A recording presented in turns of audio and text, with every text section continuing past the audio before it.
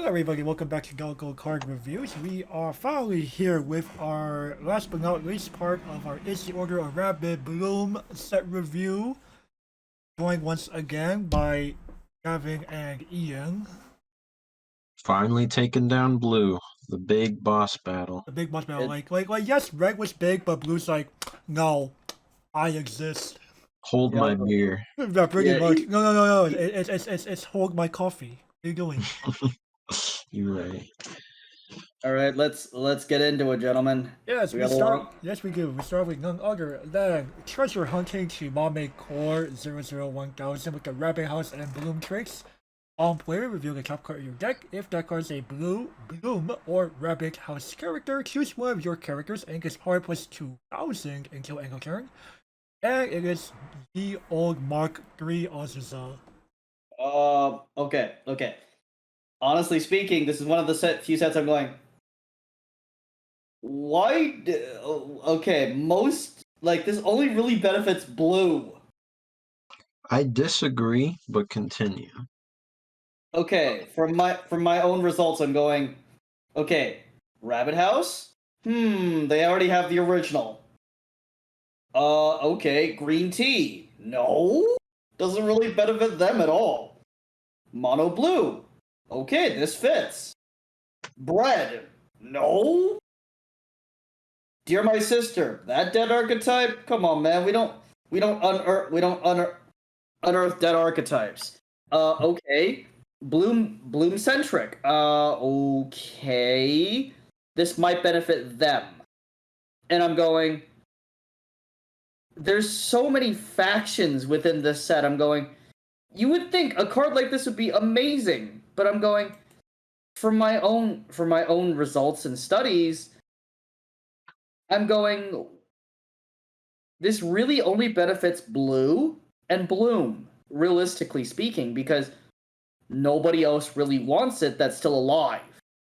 Like, Rabbit House wants the original Dize.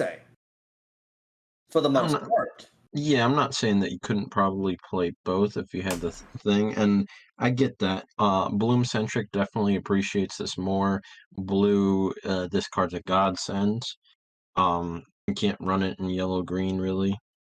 And the fact is, Ian, this checks for 1 and higher, which is, contradicting one of Gochi Usa's best strengths, which is 0. So that's true, but the difference between this getting 1 and highers and a climax combo getting 1 and highers is just the lack of strings on this one. This one's getting events. It's at level 0. This is actually one of your best new level 0s. That 2k power pump is insane. I got a level 1 over a level 3 early play that was sitting at like 11.5 just the other day. I'm not saying this card is terrible. I'm just saying this card is not as good as I would normally be like. Right, I would just like I was kind of saying, because of how factionalized this Neo Standard has been since its infancy, and Bushiro can pretty much continuing it, moving forward. It just goes, well, sure, you build a deck primarily based on this one expansion, the Bloom deck, or you really love playing the blue cards, despite some of them not being like the most synergistic until some cards here in Bloom will kind of help to close that gap a bit better. As Gavin is kind of already said, pretty much that the other archetypes just really can't appreciate it that way. Like, okay, to the open sea, Shizuku. Now let's go, boys. One of the best cards in that set. Right, but that's currently only a 1 expansion standard title as things currently stand. Right, but at the same time, the treasure hunting and the To the Open Seas are very similar, if not basically the same card. Well, the difference is that Shizuku only powers up herself. ChiMaMe Corps here can power up anybody. Correct. So again, as someone who has played both this and To the Open Seas, I'm going. I appreciate To the Open Seas more than I appreciate the treasure hunting. But I think the argument there is kind of moot when you take into account, like, oh, we could have gone through all of red and said, oh, mono blue and yellow green don't appreciate this. If you look at like the 4 existing decks that are relevant, Rabbit House, mono blue, yellow green, now bloom fits in 2 decks as one of your best cards, and then 1 deck you'd rather have Rize, but you could also play this. Right, that we So could make an argument because of the yeah, fact that this is still a rabbit house trait. yeah, Right. it's just on your other example there, it probably goes into like the one really good main meta deck, and that's probably why it feels better versus this has the options of more decks. Right, Well, well, like the thing is, like, yeah, it's got the point here where, again, because of its long history, rabbits has established these clear factions and archetypes. right. It's kind of, again, Nijigasaki has not factionalized itself yet. So clearly speaking, okay, fair enough. Ian has a point, and I see his point here. But my problem is that because it is so factionalized, I can't accept this as a universal card. I'm going, And I would argue most players wouldn't really call it a truly universal card neither. Like, it's just more of, you know, like the card is kind of telling you, to play it in one of those 2 specific mentioned. right. And again, normally I would be like, yes, this is one of the best cards in the set. I'm going, and this is probably one of the better cards in the set, but I'm not going, this is not the end all be all. This is like not the main reason. Like, the fact that half the factions don't want this card or have an acceptable substitute, or in Rabbit House's case, a superior substitute, in my opinion, makes me go, sure. Normally, for something like this, for general utility such as Azusa, I want this to go in basically I want this to be able to go in basically every deck, and I'm trying to be like, well, it doesn't. So that's why I'm going. And here's another thing with, like, Azusa Mark Race in general. They only really feel more useful if your title as a whole has events worth playing. And Rabbits is kind of not really one of those titles.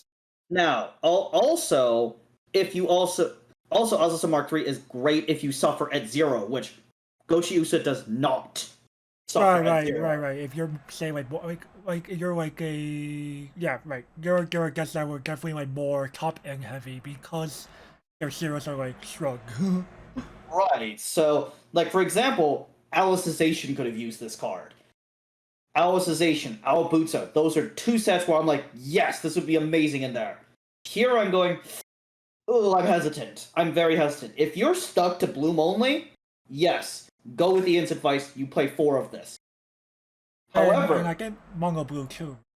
Mono Blue, maybe not 4, like you totally could. I'm at 3 right now just because I want space for tech stuff. But I would play 3 in Mono Blue, but in Green Tea and Rabbit House, no, 0. No, absolutely not. But I also feel that there's a certain turning point in Rabbits where Mono Blue, due to its new finisher, which is in a couple of cards, and Bloom become more relevant.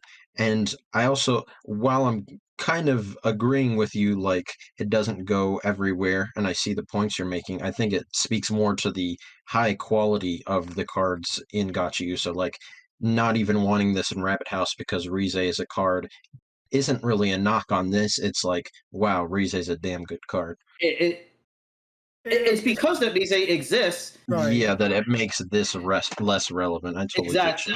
Okay, in limited, gentlemen. Oh my, you take All-Star take immediately. Take immediately unless you see the SSP, right? But in terms of verdicts, gentlemen, I unfortunately will have to actually.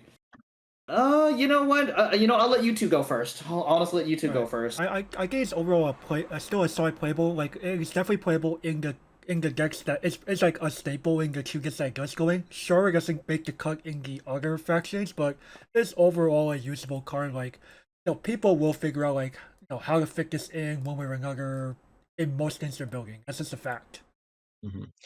I've got it personally at Playable Plus. I think factionalization is something that just comes with the territory of rabbits. In the decks that I'm playing it in, it feels so good at any point in the game to draw into this card.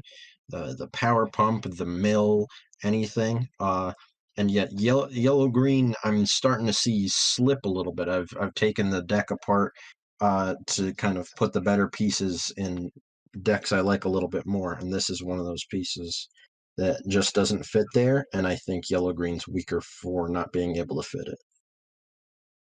Boy. I think this is the first time for me. I'm gonna have to give this the strict playable here. This is the first time for me. I'm going, holy shit. Well, again, it speaks to how good Gochius's level zeros are. Holy shit. For sure. Alrighty. Definitely, especially consider this in any standby packages, because it's going to get you your standby targets, because you're more level heavy in that.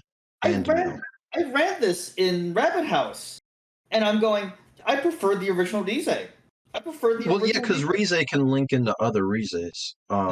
This can't. Right. Again, no, you have to kill it. Like, Oz's of Mark 3, it's balanced by the fact that it cannot loop into itself. No.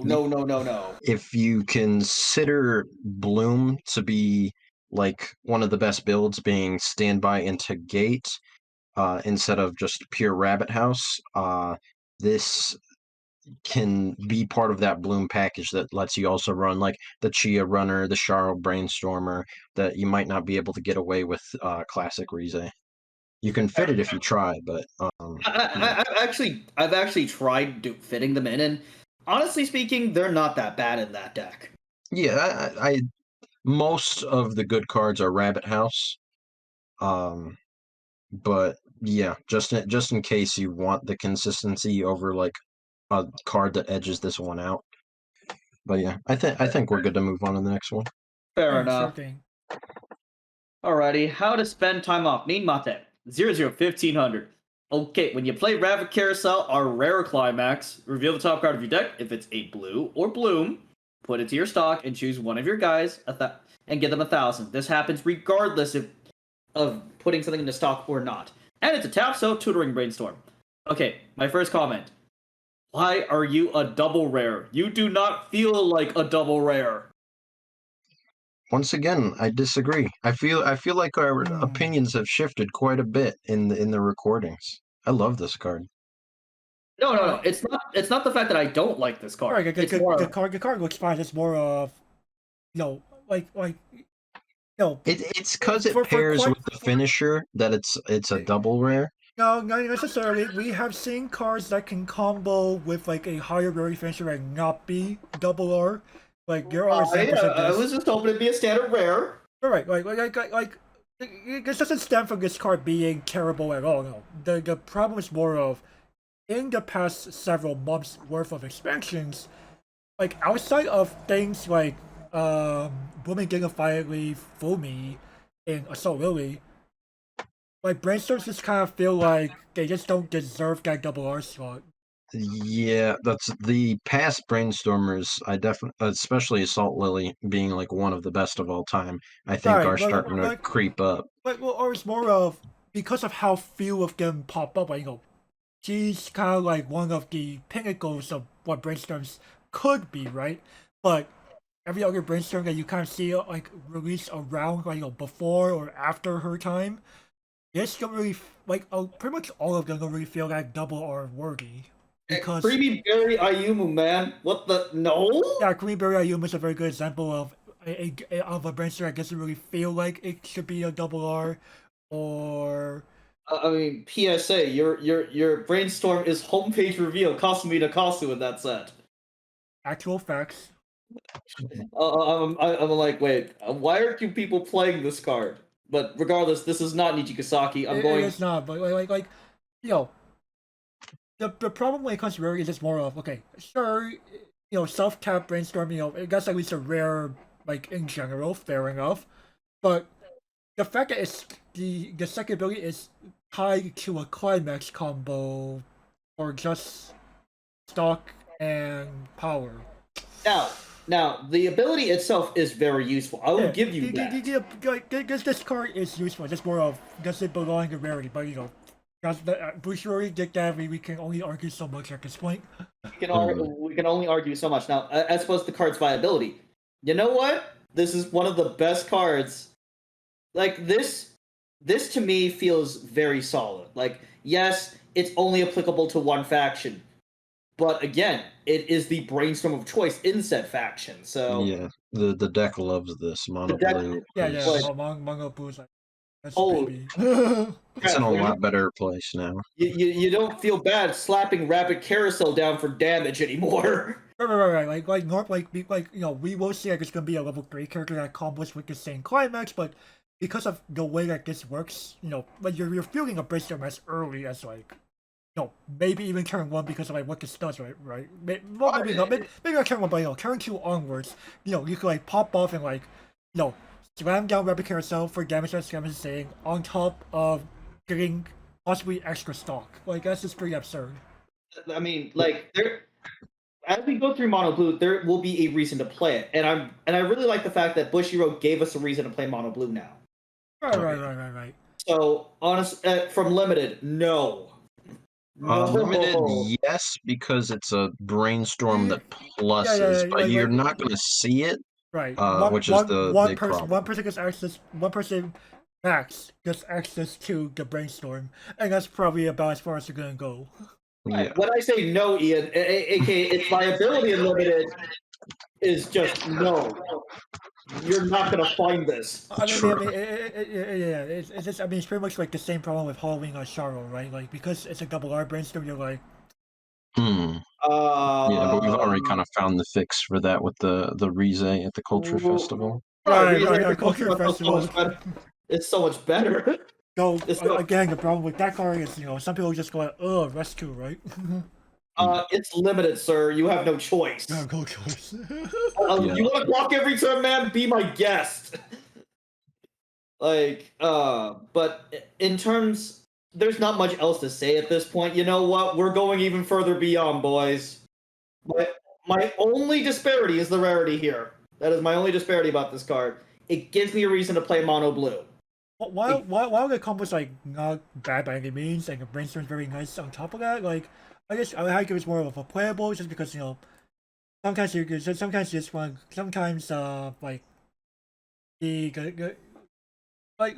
the stock and power is nice, but other than guys, this is a pretty like vanilla brainstorm otherwise. Yeah. I in my personal lists that I have here of what I rated them had this at a playable, but since I've played Mono Blue so frequently, there's nothing better than the turn before level 3 slamming 3 or 4 of these onto the field and then slamming the CX and plussing 3 or 4 stock. Holy shit. It happens way more often than you think, and also to viewers, the 1000 power is not linked to whether or not you get the stock. I made that mistake the first couple of times. So, you get the power regardless. People need to remember that in Bushiroad card games, you perform as much of an ability as possible. Like you only fail to do something if it says if you do thing before. And you fail to do that thing, but Ring doesn't have that cost. Let me stock charge Shizuku for 0. Oh yeah, so yeah, I gotta be at playable plus here. I'm really liking this card's feel. Ian, we don't disagree on everything. Okay, yeah, I just when you compare it to the brainstorm from Assault Lily, I personally think that card was a mistake. Yeah, should have been printed.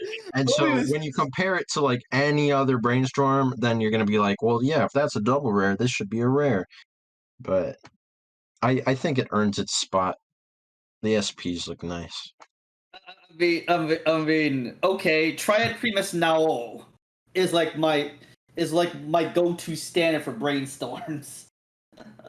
I'm like, can you beat this card? Yes. Okay, then you're really good. If not, you suck.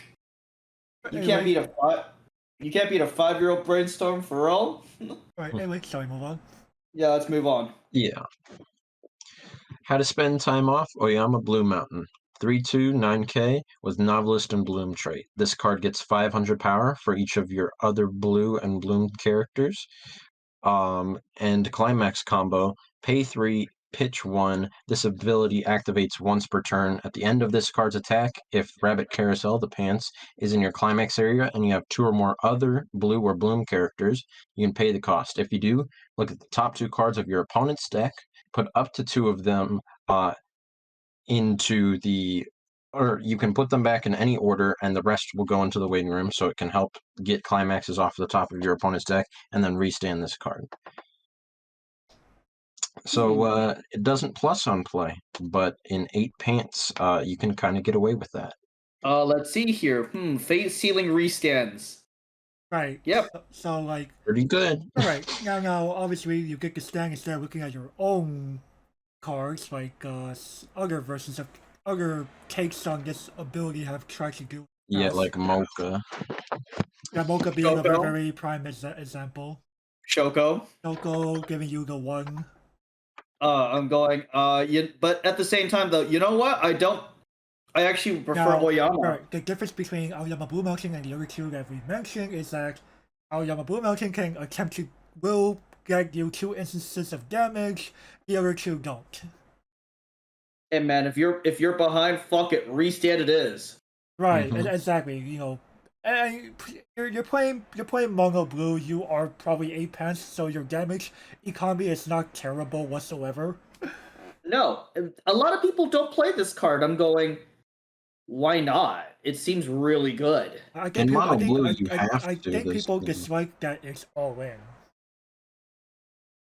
Again, I think we do eventually need to talk about that on the show, like as kind of a scrapple topic, because I don't Well, see the you see how hesitant like a lot of players could be in this game. Comes to like yes, a finisher can sound very amazing, but you tie what some people call a restrictive cost to it. You're just kind of like, ew, no, I don't care if this does like 5 instances of damage on a single card. I don't care if this wins the game. It can literally, Yeah. like, Who in their right mind would want to play more Weiss Schwarz? That's my question.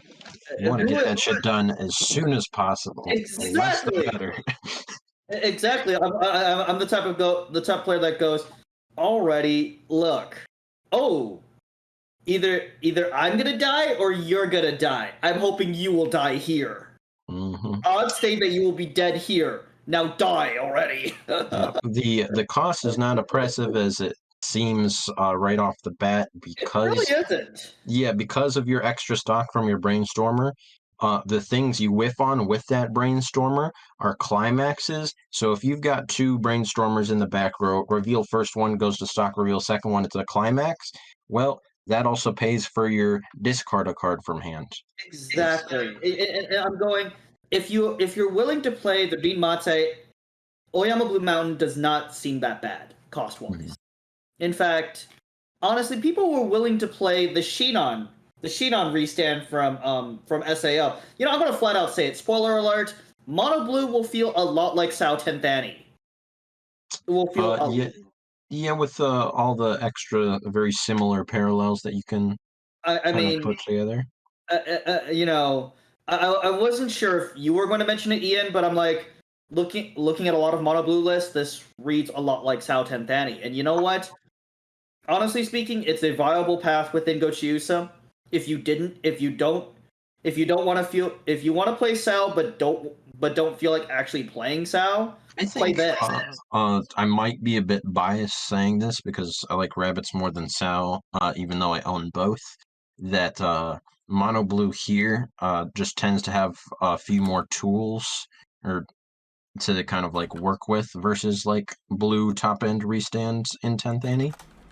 I like the feel of this deck a bit better. Fair enough. Fair enough. I haven't actually played the restand top end. I'm on the Aincrad top end, honestly speaking. Yes, I own 10th Annie, and honestly speaking, I did actually consider buying Mono Blue instead of Rabbit House, but you know, At the same time, though, they're both. This combo should not be scoffed at just Oh, because it's yeah, no. expensive. It's got better damage numbers, I think, than the Coco top end, but the cost and the kind of way you have to build the deck makes Coco slightly edge this one out. Consistency wise, it's probably the third best. I'd put Sharo at number 2 with Coco at number 1. But Fair enough. yeah, raw power here. This is like if you want to look for your unga bunga big finisher, this is the one for you. This or Chia, man, your pick. Yeah, but this also doesn't need a reverse, and in fact, you don't even feel terrible side attacking. No, you don't. Chia, you are all in 100%. Oh yeah, But and there's no cost reduction there in the slightest. Well, you do get the slight cost reduction from the reversal, reducing it to 1 and 2 cards, but Yeah, you get the extra reduction from another attack after the restand of this also, if you want to take that into account. Of course. So that's why I'm saying that the restand's cost isn't terrible at all. So yeah, it's practically pay 1, pitch 1, and if you hit a pants, it's pretty much free. It's pretty much free. So I mean, it's a lot of people will scoff at this, and I'm going. This card is like $2. I'm going, dude. This thing's amazing for budget players. Like, if you're on a budget, you want to go with Oyama. Like, I'm honestly considering going off Cocoa top end and going back to Oyama because I'm like, I want that explosive top end. I'm known for explosive top ends. Again, this has no enter the battlefield ability. That is completely fine. I don't need peripherals. I just need you dead. It sucks that it doesn't, but I understand because of how much work it's putting in at the battle phase. Oh yeah. This thing could be pretty absurd. Fair enough. Okay. Limited wise, no, nothing. No, you good. You're not again. Good luck even finding these. Yeah, and you're not gonna have just the general base of this since it doesn't plus you anything. You need the climax combo, and in limited when you're not gonna get the extra stock from a brainstormer. Probably puts this card at a playable versus the playable plus that I might want to put it at. I feel it's playable plus level, especially if I put the brainstormer at that. But getting 3 can be a little tough because if you didn't have like a good hand size before this, it can be kind of rough. 2 is a lot more consistent, and in limited, it's just a big no. Whereas if you get Rin in limited, you're feeling a lot better. Right, being in limited is so much better. But honestly speaking, yeah, I honestly have to go. I honestly have to go up there, man. Let's go. Okay. Yeah. All right, sir. You're probably like, all right. Whose side are you taking? Well, yeah, you said playable, right? Yeah, I'll say playable, even though I think like it's what makes the Rin package good. If it wasn't for this crazy restand thing, Rin wouldn't be. So Oyama Boomerang is kind of like a deck that kind of like build around for like she really goes and really just like you're using this as your top end, you have to like fully like really dedicate yourself to it, and because of like that special like. You can't like call it a special finisher whatsoever. Period. No, you have to specialize here. You have to specialize here, and I think that will force you to just play playable for that reason because she needs like her own deck dedicated to pop this off. Fair enough, and I don't think you or she cares because the deck she's made for is good. But right. More of she really only goes in like that specialized deck, right? Yeah. Again, I'm no stranger to specialization. Right. Like again, in that deck is amazing. Alrighty, I think we're good to move on to the next one. Right. As Kevin said, probably a recent 2-play Mongo Blue, right? Yeah. Halloween Night Megu 1035. Hunger Wiki Ballet and Bloom Choice. On play, you may discard 1 card from your hand to choose 1 blue or bloom character in your clock. Add to your hand and put the top card of your deck to your clock. And when she attacks, experience 2 or higher, she gets 4,000 power and kill. Yo, dog, I didn't realize Halloween not allows you to be Phyrexian, man. The what? Blue with walk axis? What in the Sam Hill is this? We all know that Bushy doesn't And- care about what color is what anymore. And her power gain is on your own turn only. Yeah. This isn't She's what? big. Because this card's definitely far from, because it's probably as far from blue as you could get, I swear. Yeah. Like, This is the specific card that I used to kill that early play I was talking about in the Ozus one. Yeah, I can And see you know- that. Yeah, and you know- making the It's so 75, easy to get big. 7,500 plus the 2,000 off of. Yeah, plus the Yeah. 2,000, plus I slammed Oyama Climax and had 2 brainstorms out there. Oh, okay, was- that'll do it. I one was dead early chilling, bro. play. I was chilling. Nice dead early play, man. And of course, this allows you to pitch those pesky pants in your hand for any guy in your clock. I'm like, ooh, I need playables. Cool. I have creatures in my clock. Let's go. Like, it acts as my second clock, or acts as my second hand. The only thing about this card is that it's a double R. I'm gonna give my rating right away. I think it's playable minus. The amount of utility you get in mono blue means that you probably can't even afford to play this as a 4 of. I have it as a 1 of, and it's directly competing with the cost 0 bottom decker that's also a twin drive from DMS. These two are filling the exact same role, level 1 killer, extra utility. And from what I've tested, the twin drive feels a lot better because you can slap down Oyama Climax, top check, send a stock once or twice, and then once you hit that pants, you can pay it out with the twin drive, which is obviously what twin drives are for. But this is in direct competition, so you kind of just have to choose which one you prefer. Now, in limited, this is one of the best beaters you can get. Oh yeah. Yeah, Crazy. I think you can manage to get a level 3 out of your packs somewhere along the line. You've got a lot of rares that can do it. Right. And so you can get that experience 2 condition. Right, honestly- it should be doable. Yeah. Honestly speaking, I'm honestly probably gonna disagree with you on this one, Ian. I'm like going, this is probably my premier spare attacker at 1, so I'm like, I probably play this as a 2 or probably even 3 of, not 4 of. Not 4 of, but at the same time, I'm gonna go with playable here. Actually, I like this card. Like I will agree with Gavin here. I like the easy handout. It allows you to be a little more greedier when it comes to getting your pluses off of your pants triggers. So that, just having that easy handout is very, very nice on your own turn, and clock access that you might otherwise miss out on.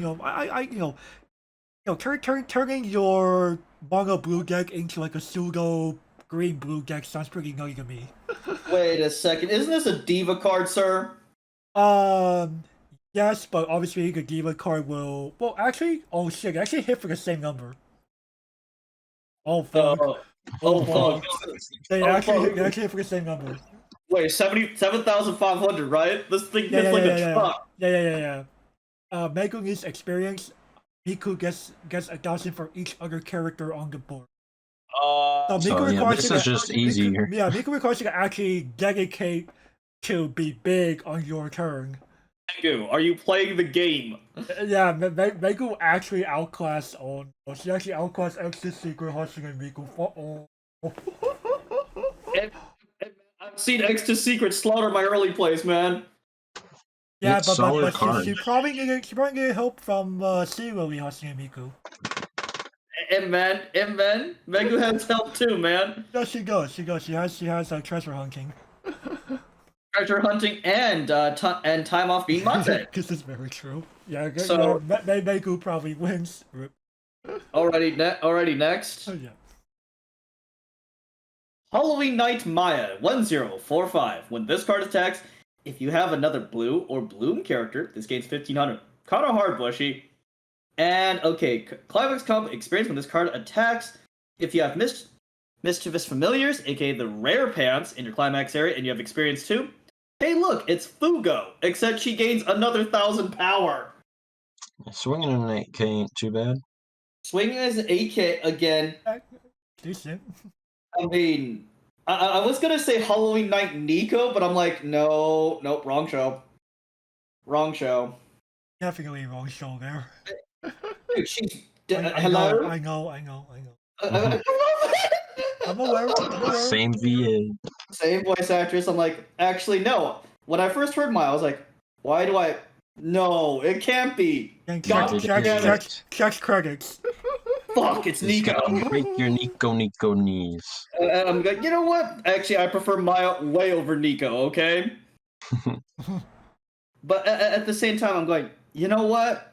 I traditionally hate Fugo. As Ian is probably, as you probably have heard, Ian, I'm going, oh no, it's Fugo, man. Time to sleep.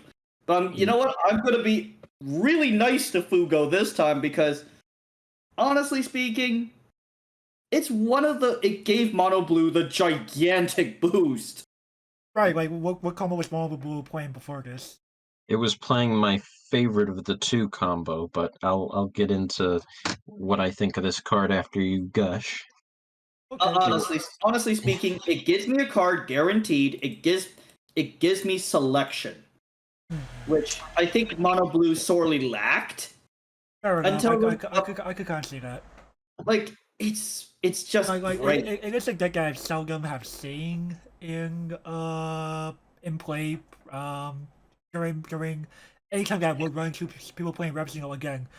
At least 90% of Rabbit players I ran into in my time playing this game have been Rabbit House players. Oh yeah, because you had burn one versus pay 3, burn 3, which right. is Well, now we have Oyama restance. Right, so I'm hoping once I get to playing with other people again at some point, like locals or something, and people playing Rabbits, hopefully I start seeing like more actual not Rabbit House decks running around. And man, you definitely will. You might see this at your local gym. You might. we will see. Again, I don't know what the status of this local gym really is at the moment because I haven't heard that much about it. Fair enough. But at the same time, I'm going as an 8K. Like this is bigger than typical Fugo combo. Right, this is right. bigger than Shizu. This rivals Sally from Bofity, actually. And definitely surpasses the power of Carol from.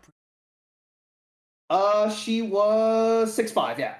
She was 6'5", like ew. She was kind of like, dude. But she was considered to be bigger than the average Fugo. Right, but at the same time, that's not saying a lot.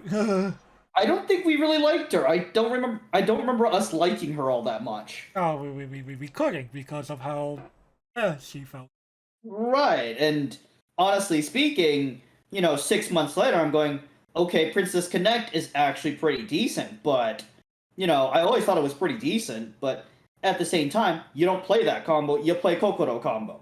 But again, this is not a Princess Connect review, this is Coach Yusa. So going back to Fugo here, I'm going, you know what? If you're in Bloom only, Maya is definitely viable. If you're in Mono Blue, Maya is definitely viable. Again, if you're in the other two factions, unfortunately, no. Basically the same problem as Halloween or Treasure Hunting ChiMaMe Corps, right?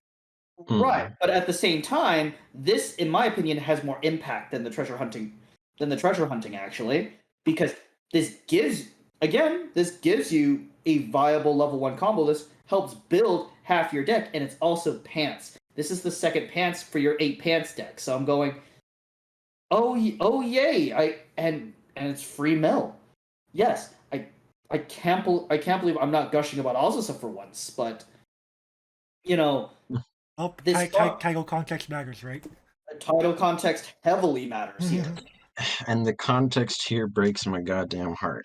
Okay, so it really does, Ian, and you see why you've listened to the show in the past. You're like, wait, why is he going against what he said 3-4 months ago? I'm going, no, I have the same opinion of Fugo combos. I think they're a standard thing that every time I've played with them, I have hated. I played Fantasia Bunko. I played the actual Fugo combo in JoJo's Golden Wind, and both of the times I was like, ugh. They were both probably one of the best combos in those sets too, and I still didn't like doing it. Yet, how does Maya feel? Maya, uh, Maya feels like she's hurting my soul, but she helps out in a weird way. Okay, so Right. the original combo that you had was also on a pants. It was another Maya, and it was a 3500 power. If you have 3 or more other blue characters, gains 2k, so sits at 5500 pretty much all the time.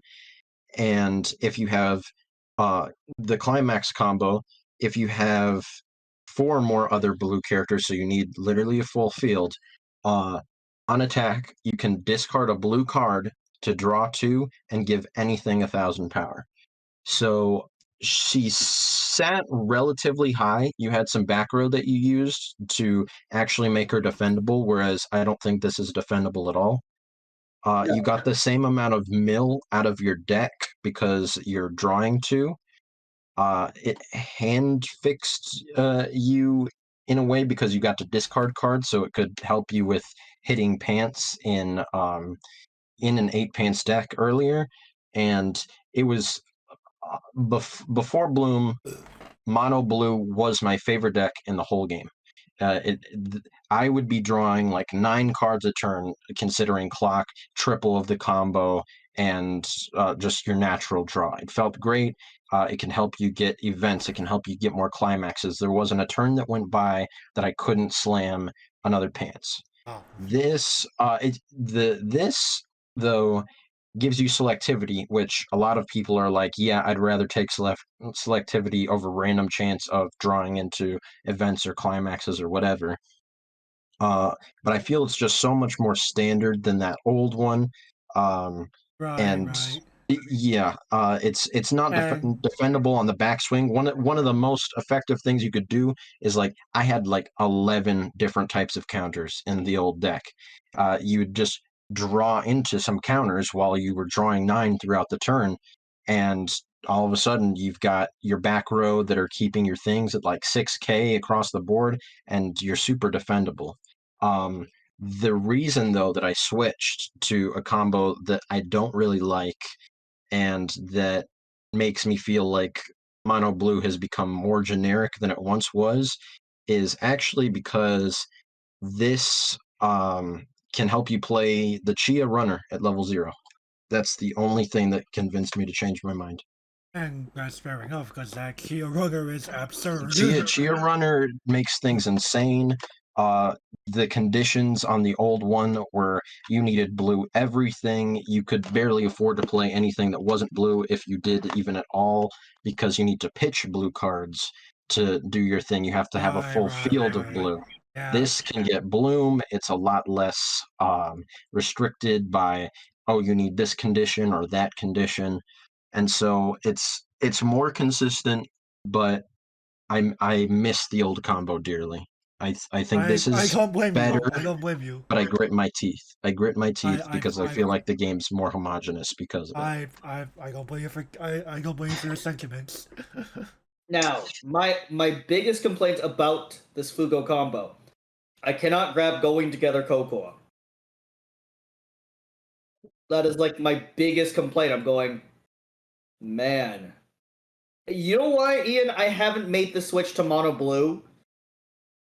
Because you like the 1-0 combo too much. Or the 1-0 counter, sorry. And man, that card is insane. It's insane, and I still run it in Mono Blue. Fuck all that. Even with Fugo? Even with Fugo? Even with Fugo. You can't switch it with Fugo! You just play a drop searcher. Or you know, you grab Or you have your treasure Azusa that can get it regardless. Oh yeah, true. Azusa can grab it. Fair enough. enough. Treasure hunting, ChiMaMe Corps can grab it. Fair enough. And so could original DZ. Besides, Gavin, I would argue, in general, with a counter like that, you're probably not even ditching it in the first place. No, I'm holding on to it just because. You don't want your opponent to know that you grabbed it, because they're not gonna know. Oh fuck, they have it. Exactly. So well, yeah, that stops them from being cheeky and trying to do other shit. Exactly. You know what? Okay, fair enough. In And when you limited. hard draw it, then it's a big surprise too. Oh, Right, yeah. that's what I'm saying. Yeah. Like, you say opening hand, like I just kind of go, you can argue keeping it. I'm keeping this actually. Yeah, Now, I look at what my opponent pitched, and if it's a deck that I know is like, oh, early plays, oh, on reverse finisher, I'll keep that thing for the entire game. Okay, to be fair, guy seems to go in second. and in competition, you wouldn't know that because mulligans are done face down.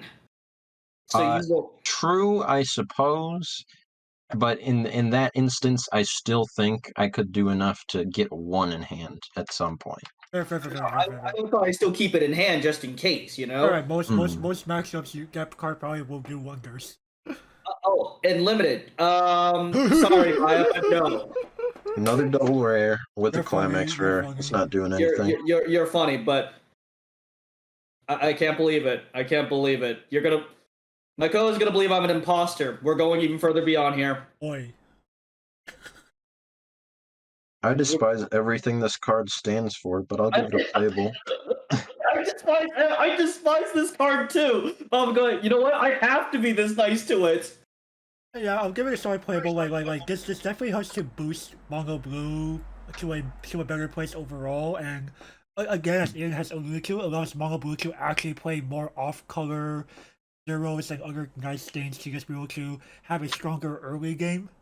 Oh yeah, absolutely. So don't make this should prove to anybody listening, being like, "Oh, this guy's just a rabbit's kiss ass." Like he thinks these are all too good. I am breaking myself mentally to give this like a rating that it deserves. Right. I feel like an imposter. Hey, I feel again, like we've been saying, title contest matters, and Maya definitely helps to boost, an existing archetype as well as being a useful card in a new archetype. Mm-hmm. Fair enough. We can't deny those things. Fair enough, but it still makes me feel. It's right. Again, I can see why you're kind of like wrenching there. Hey man, I put more feeling in it than I did Charo. Okay, Okay, fair enough. hey man, that was a huge progression. I'm not even begrudging here. I'm happy to give it here. Okay. Fair enough. All right, let's move on then. Academic Tour Maya 00500 Fangtooth and Bloom. Assist all your other characters in front of this card get 500 power. Experience, rest this card if you have experience 3. Choose one of your characters, it gets 1,000 power until the end of the turn. Experience 5, you can rest it to choose one of your characters and it gets on reverse bottom deck. Wait a fucking second. This reads very familiar. I'm going, Alicization dividing. I'm like, wait a fuck. Okay, but the biggest difference is that Experience. you need experience 5, which you can't have a level 1. Right, but I'm just going, man, boy. Well, this is a bottom deck versus just a clock swap. Though, honestly, They both do effectively the same thing. actually, no, clock swap is arguably better because how many decks can you name that are playable that have clock access? This deck, Most but most decks don't have clock access, but most decks have waiting room access, and clock eventually ends up in waiting room. yeah. Eventually, sir. That's like saying bottom deck. Well, you could just tutor it out. I wouldn't waste too much time on this card though because it kind of sucks. It's because of the mass experience.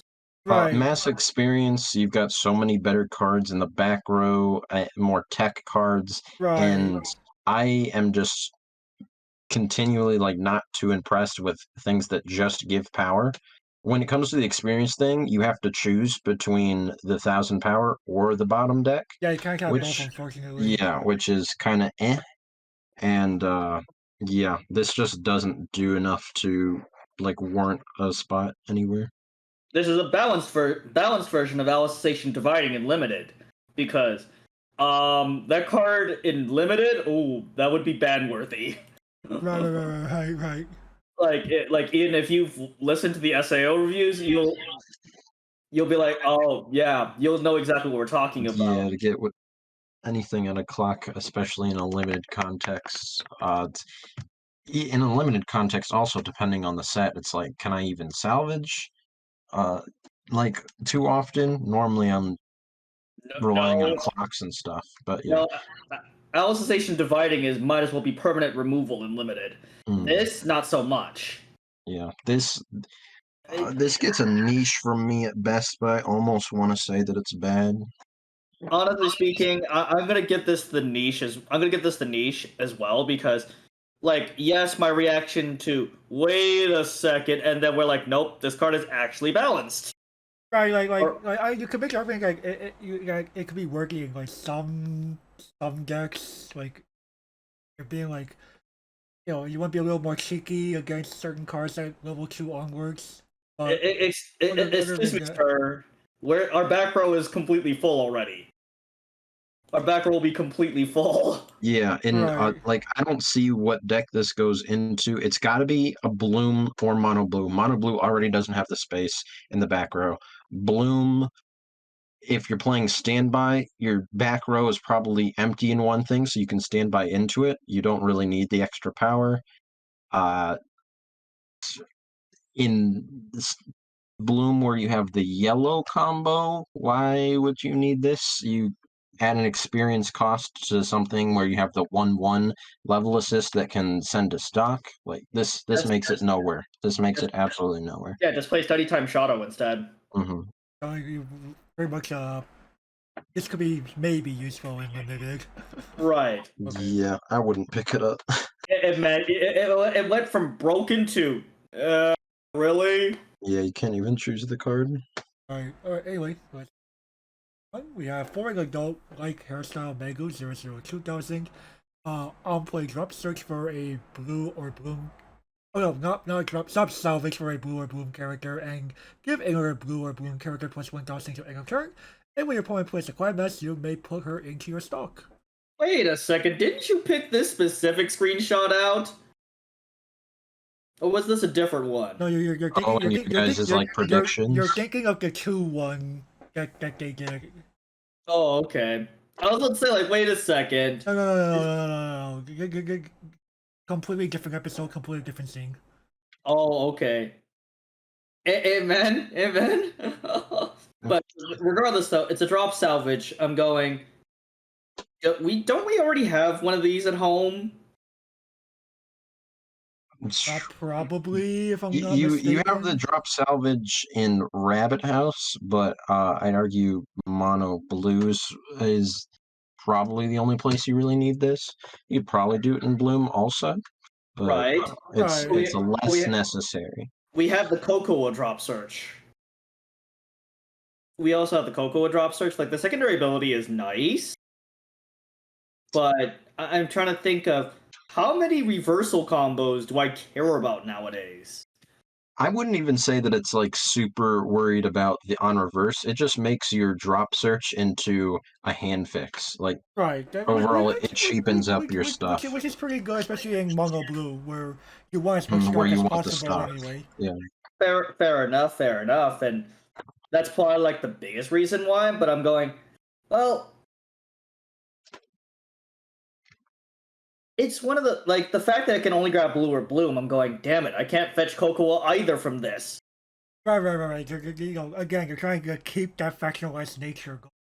Yeah, fair enough. Well, again, they're trying to keep factionalization while saying bloom, while keeping bloom as a right. Bloom can do everything, but you're trying to take the older, really good cards. They want to incentivize people who are like, I really like rabbits, but I didn't get a chance to play rabbits before. Maybe I could come in playing a bloom only deck and be fine, right? They didn't want to create Charlotte again. Right. Really good. Or correct me, like, don't make her key 20th anniversary style boost. Amen. Somebody who bought into Charlotte post key 20th, okay? I bought into Charlotte post key 12th. I'm like, you know what? Hey, the Shark's Hall is no viable. Hey, I'm tired of getting burnt to death. Shark's Hall it is, boys. But regardless, though, this drops out in limited. Yes. Yep. Amazing and limited. Yeah, pretty Amazing. good, pretty good, pretty Extra good. stock. Yeah. You know what? I'm gonna give Megu here the playable actually. Yeah, I'll have to agree. Just this is all around solid card that really just does well in where it goes. All right. I would also give it the playable. I like stock, so I like this Yeah, card a lot. yeah. Alright, good. Rabbit House Summer Uniform Chino, 102K. It's a pitch CX. It's a pitch CX salvage for Blue Bloomer Rabbit House, and it's a cost 0 bottom decker. Wait. It's Oh. almost exactly like the old level 1 reverser, except for it's in a new color. And Alright. I mean, this is Drunk Cocoa, the Sakura Bomb from Fate. And Right. isn't there a Kanata, that sleeping creature that's like this one, man? I believe so. Yeah, one of those. Honestly speaking, I'm going levels like cost 0 bottom deck bombs. I'm trying to think of the amount of sets where I'm going. Where do I honestly want to do that? Like, honestly care about the bomb part. And I'm trying to go slime maybe if there's Shizu variant still. And defendable level 1 combos, but Maya already does a good enough job cleaning house against them, so Oh, you have both Maya and Halloween like Megu to right. Maya against things. Right, Maya and Megu both clean house. So honestly speaking, I'm going it'd mostly be used for the pitch CX salvage. I mean, yeah, you can maybe with the older stuff that needs like on reverse or bounces back to hand as its combo, AOT, less relevant, but still, if somebody plays it at your locals, this is like a good option, bottom decking. Right, but Ian, let me be honest. Let me ask you this question: how many times have you seen Shingeki in like the past 2 years, man? In the past 2 years, well, I've got like 3 or 4 people at my locals that have the deck, but we've kind of shamed everybody who plays it because we're tired of that BS. I mean, Mr. Fromm has already expressed his disdain for that deck. He's Yeah, anybody from Arizona, even if they own the deck, which he does, they'll tell you that we don't like it. So don't bring that shit over here. Hey man, you won't be seeing it on my ass. Yeah, but I don't even own it. yeah, but this is very similar to a card you already had. I say that in this same color, the DMS Twin Drive cost 0 bottom decker is just strictly better. This gets like a playable minus for me because it's still a solid card, but it's probably not the solid card that you're playing. Okay, for limited purposes, yeah, It's good. Pretty good, pretty good. Pretty decent. Now, you go ahead boy. first. Honestly speaking, here, okay, I'm gonna agree with Ian's rating here, but for a different reason. There's not that many things that I care about bombing with the cost 0 portion. I mostly care about the top sentence in this case. Right, I'll agree with all of you here. Like, I think, again, it's just an easy costless hand filter in a deck that's playing, panic triggers, which is very, very nice. Again, I think with that same argument, though, you play Halloween Night Megu over this. Right. There's that, but like, this is a little more precise because you have access to your waiting room versus your clock, and if every now and then there could be like a pesky threat in your way, and usefulness and limited is also. Yeah. But one thing I'm going. I prefer actually the red bomb because I'm going. This can't deal with a certain 4th floor guardian that we'll be talking about next week. So I'm going. This can't deal with even that. Upload it that soon? I doubt it. I doubt it, but at the same time, kind of a spoiler. Faster uploads.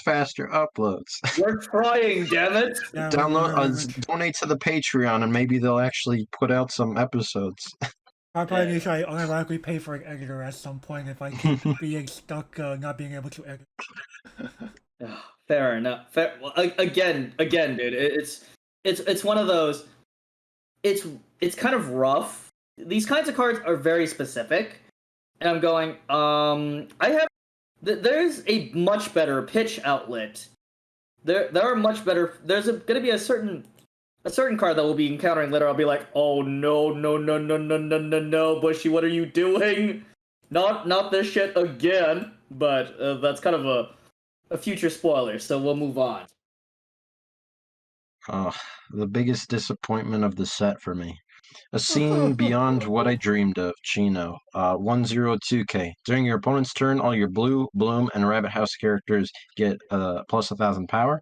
At the beginning of your climax phase, choose one of your characters. It gains 1,000 power, and you can rest this card with the climax combo. If you have the blue stock soul, you may pay the costs, which is resting the card. Choose one blue, bloom, or rabbit house character from your waiting room and put it into stock. This doesn't combo with anything else. Why? This is the OFR climax. Why? No, Bushy. Why did you have to tie the stock charge to a climax combo? Why? Yeah, why? Come on. Even if they did, okay, hear me out. All they really needed is the rewrite TV anime combo. Doesn't even have to get as big as that, but just something with this stock soul that's on attack, stock from waiting room, along with this stock from waiting room. It's maybe not the best. All you're doing is charging stock, but I love those types of combos, and it would be better than having the nothing that we have now. Honestly, why could this pair up with anything at all? With Mischievous Familiars, why couldn't they just pair up with that? Yeah, to have Chino be part of it for once. Right. Yeah, Mono Blue has always been Megu's in the back row, and your level 1 combo is Maya. Chino is like rarely alone, and it's only because she's part of Rabbit House also. But it's kind of a it's been kind of a flavor fail. I'm going. Yeah, this is a big flavor fail for multiple reasons. The scene being treated, it's kind of like so. In the anime, it's clear that Chino's mom was planning for quite the number of people to work at the rabbit house down the line. That she made so many different outfits, and and when the rabbit house finally had to they needed extra help because of dealing with bigger foot traffic and approaching Christmas. Chino goes, wait, this is a scene that I remember being told about by my parents. And Kippy being possessed by OG-san. It's going like, this is amazing, your mom really wanted this, etc. Yeah, and then it misses on yellow and green cards. It's exclusive to okay, what this needed to be instead was on place of the climax combo, rest this card, give all cards in your front row on reverse stock. I don't care if it's blind stock. I don't care if it's stock from the waiting room like it's got here. Right, the fact it's only just a simple thing, this is just flavor fail and other problems all in one. The only good thing about this card is how happy Chippy looks on top of Chino's head here.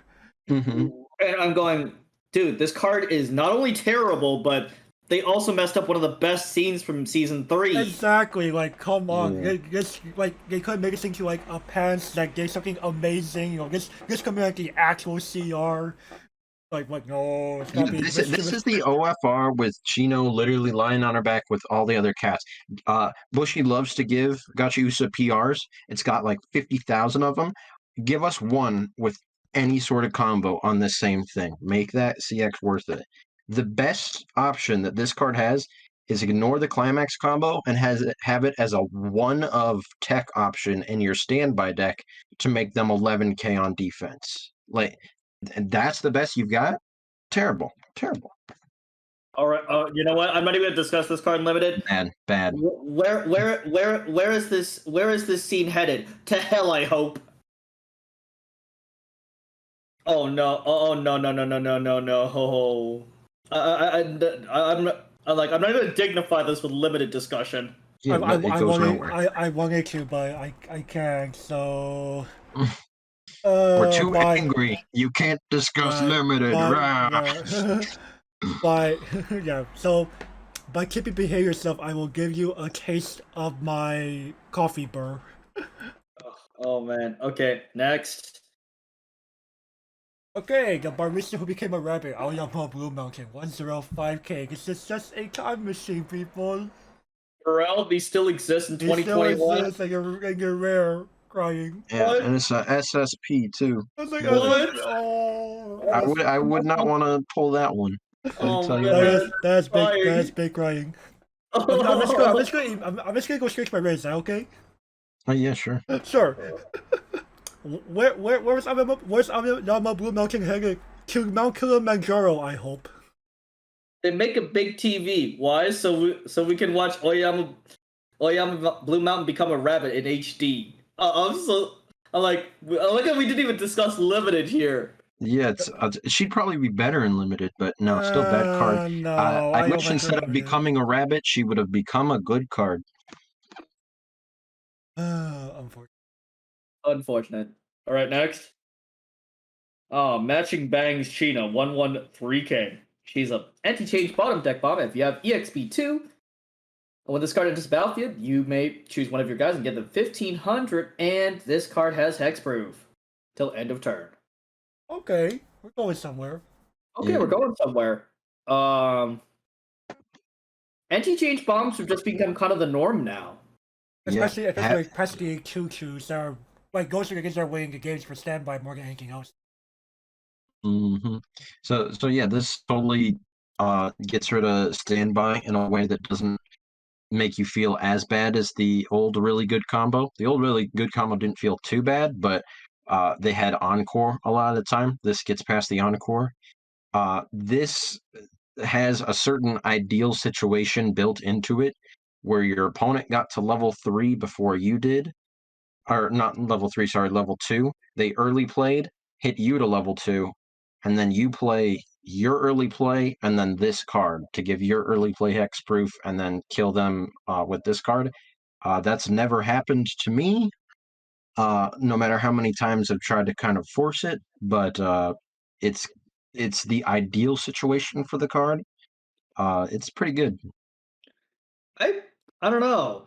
Like 6 months ago, I'm like going, oh, anti-change bombs for real. And now I'm going, you know what? Anti-change bombs pretty good. Oh, in limited. Probably not. You're not even going to be early playing. What's an early play unlimited? Yeah, Right. in this set, no. Like, Yeah, that's a hard pass. You take it because you know you want to play it in some other decks when you get to constructed. right. Right. So you know what? Honestly speaking, because of constructed, Chino is getting the playable rating. I agree. Yeah, I guess this is probably playable. Especially given how our meta looks right now. Why is everything standby? Yes. God damn it. I expected the memory TV version, sir. Alright, next. Academic Tour Megu 216K Fang Tooth and Bloom. This card gets power plus 1,000 for each of your other blue or bloom.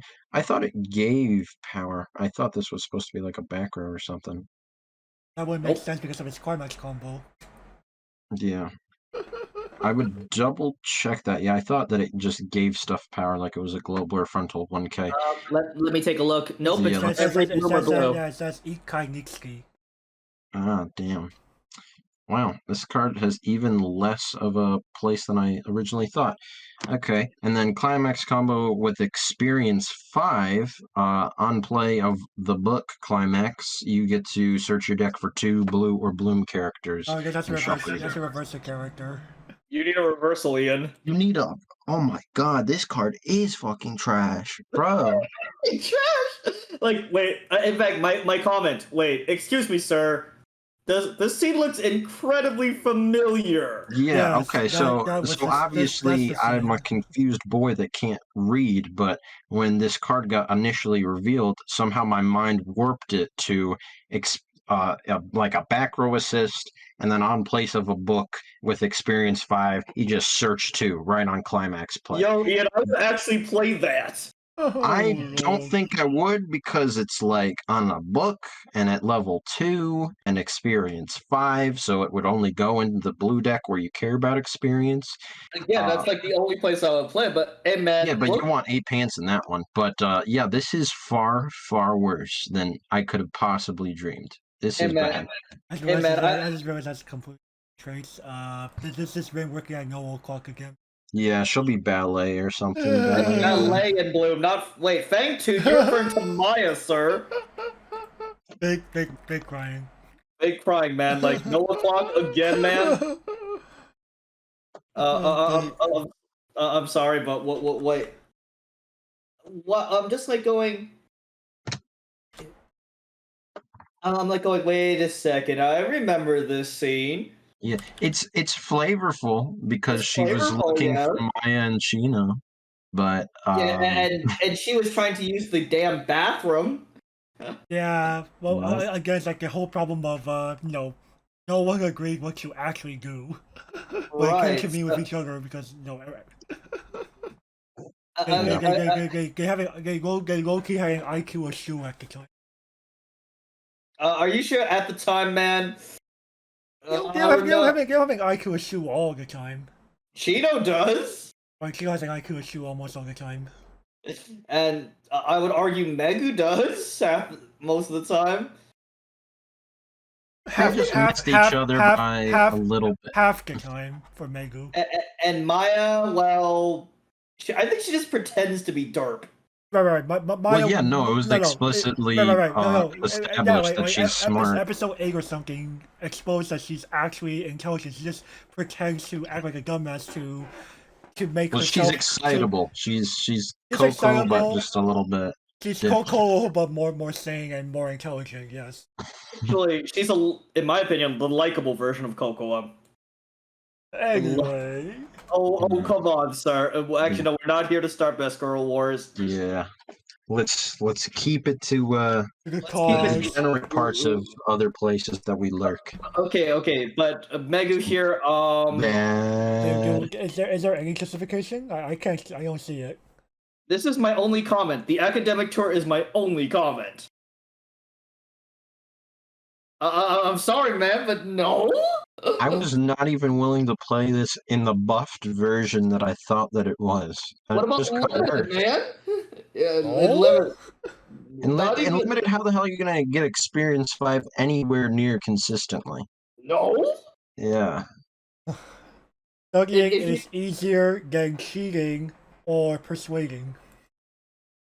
No, more like studying is easier than finding these three in that academic tour. Fuck. Am I wrong? You're not. Alright, anyway, let's move on. Vampire Chino, 216,000. He's a 2,000 assist to level 3s and higher characters above her. And let's just say act, not auto. Again, Ring and Gold Clock, what are you doing? Oh, man. Act experience 5 or higher, rest this card. Choose one of your characters, choose one of your characters against 1,000 power, and on reverse, bottom deck, optional bottom deck character into it. I mean,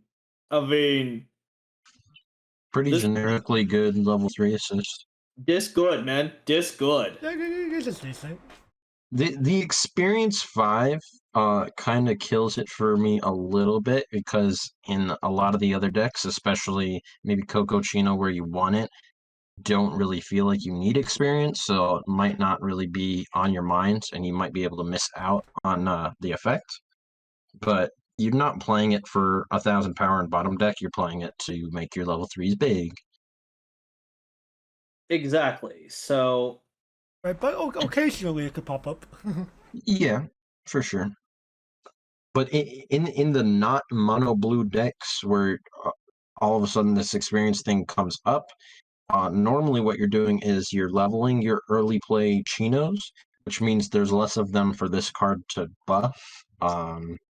It's weird, but yeah, I'd give this card a playable minus. It's still alright. you can level up on Oyama too. I don't think. Well, yeah, if you're in mono blue, yeah, but also I don't even play this at a 1 of in mono blue because you don't need a reverse or anything, and there's even a better assist that specifically works with Oyama. Yeah, that's fair enough. We'll hit her later. Yeah, this is much better with the Chino early play because then I'll be sitting at like 13K. Yeah, 13,000. Yeah, but then at that point you're reversing anything pretty much that's crashing into you, so the ability to bottom deck becomes less relevant. It's just a weird secondary effect.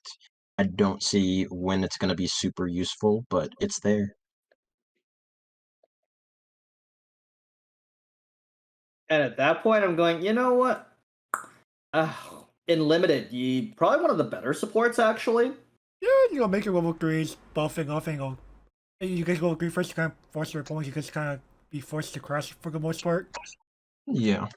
So, honestly speaking, I'm going to have to go with the playable, actually. I like it. Yeah, I like this as well. Definitely side playable. Also, I have a quick question for both of you. What's up? Is it me or can you just simply stab those bad ones in the kippy? They did. Oh, I'm gosh. almost positive, yes. I think it might be why like Kippy's kind of like has the blushing and the sweat drop there.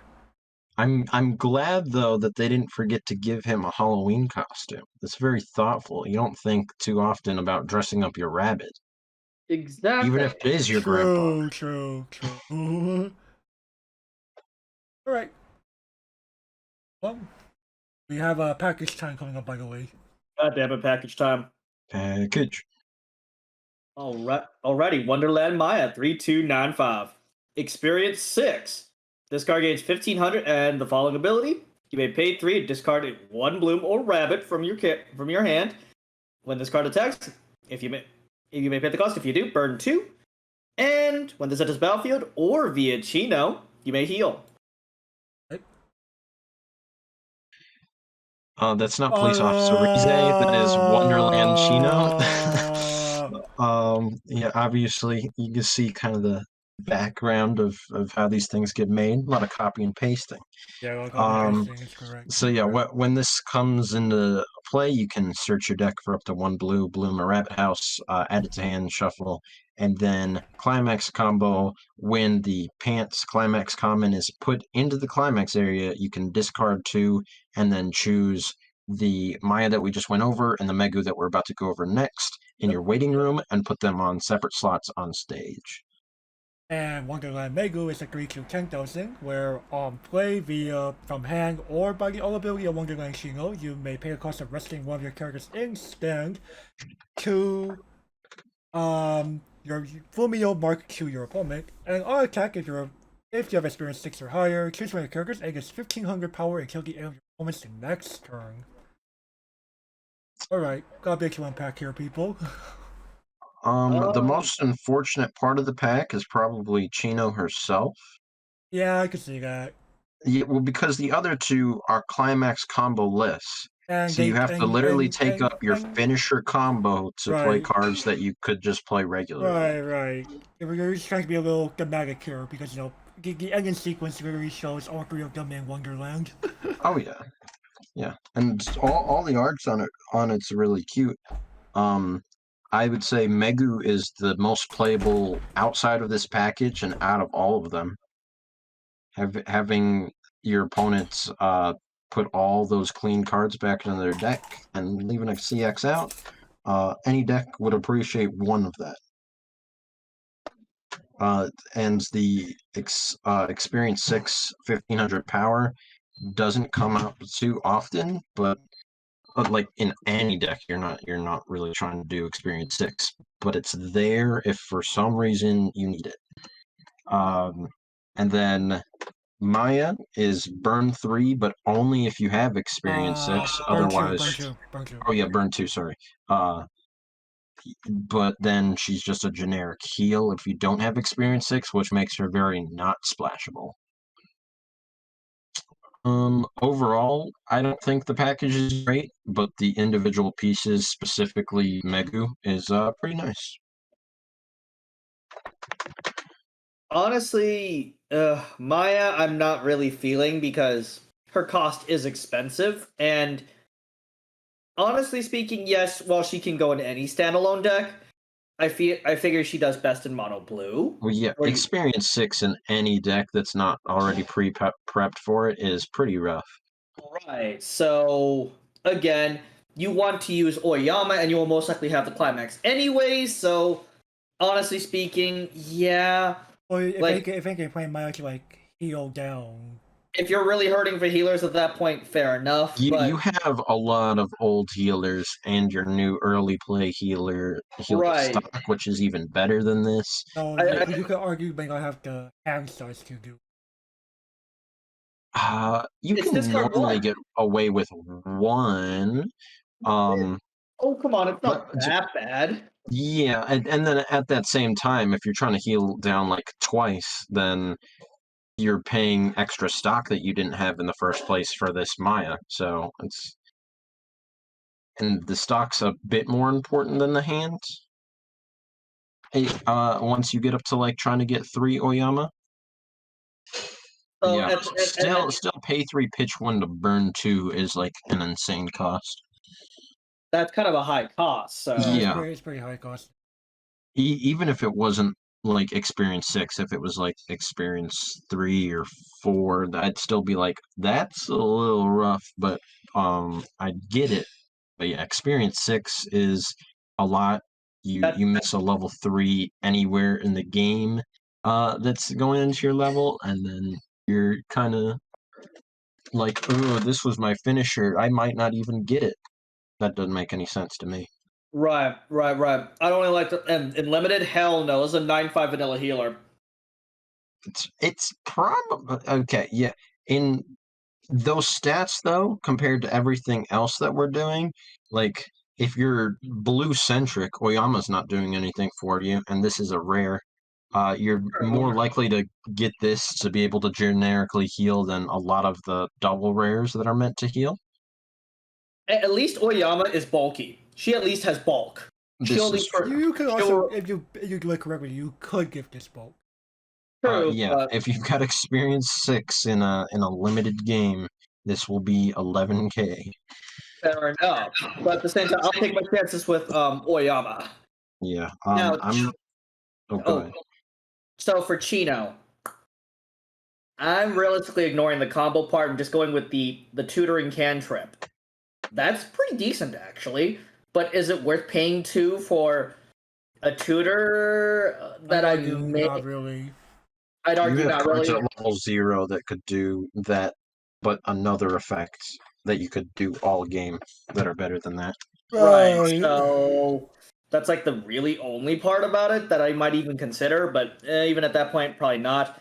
And I do then, like the synergy of like how it's designed though. You search up one of the combo and then you can immediately pitch it for the climax combo and then That get was it the onto the field. idea, but Yeah, still, it's kind of like. it's just too weak to be. She needed something that she does on the climax combo that's like good and unique. Give them like all on attack mill bottom 3 burn for number of climaxes or something like that. That would be pretty cool. But she didn't do that. right. So, and then going down to Megu. Yes, the only really good part about these 3 cards. Yeah. Yeah, glad this card was printed. Yep. Okay, let's go back to. Okay, you know what? I'm gonna niche the other 2 at best, and give Megu the playable. I am right there with you. Actually, those were my same ratings. All right, sir. You're the only one left. Actually, before I forget. Don't push. Actually, do something wrong. Okay, I'll give Maya the.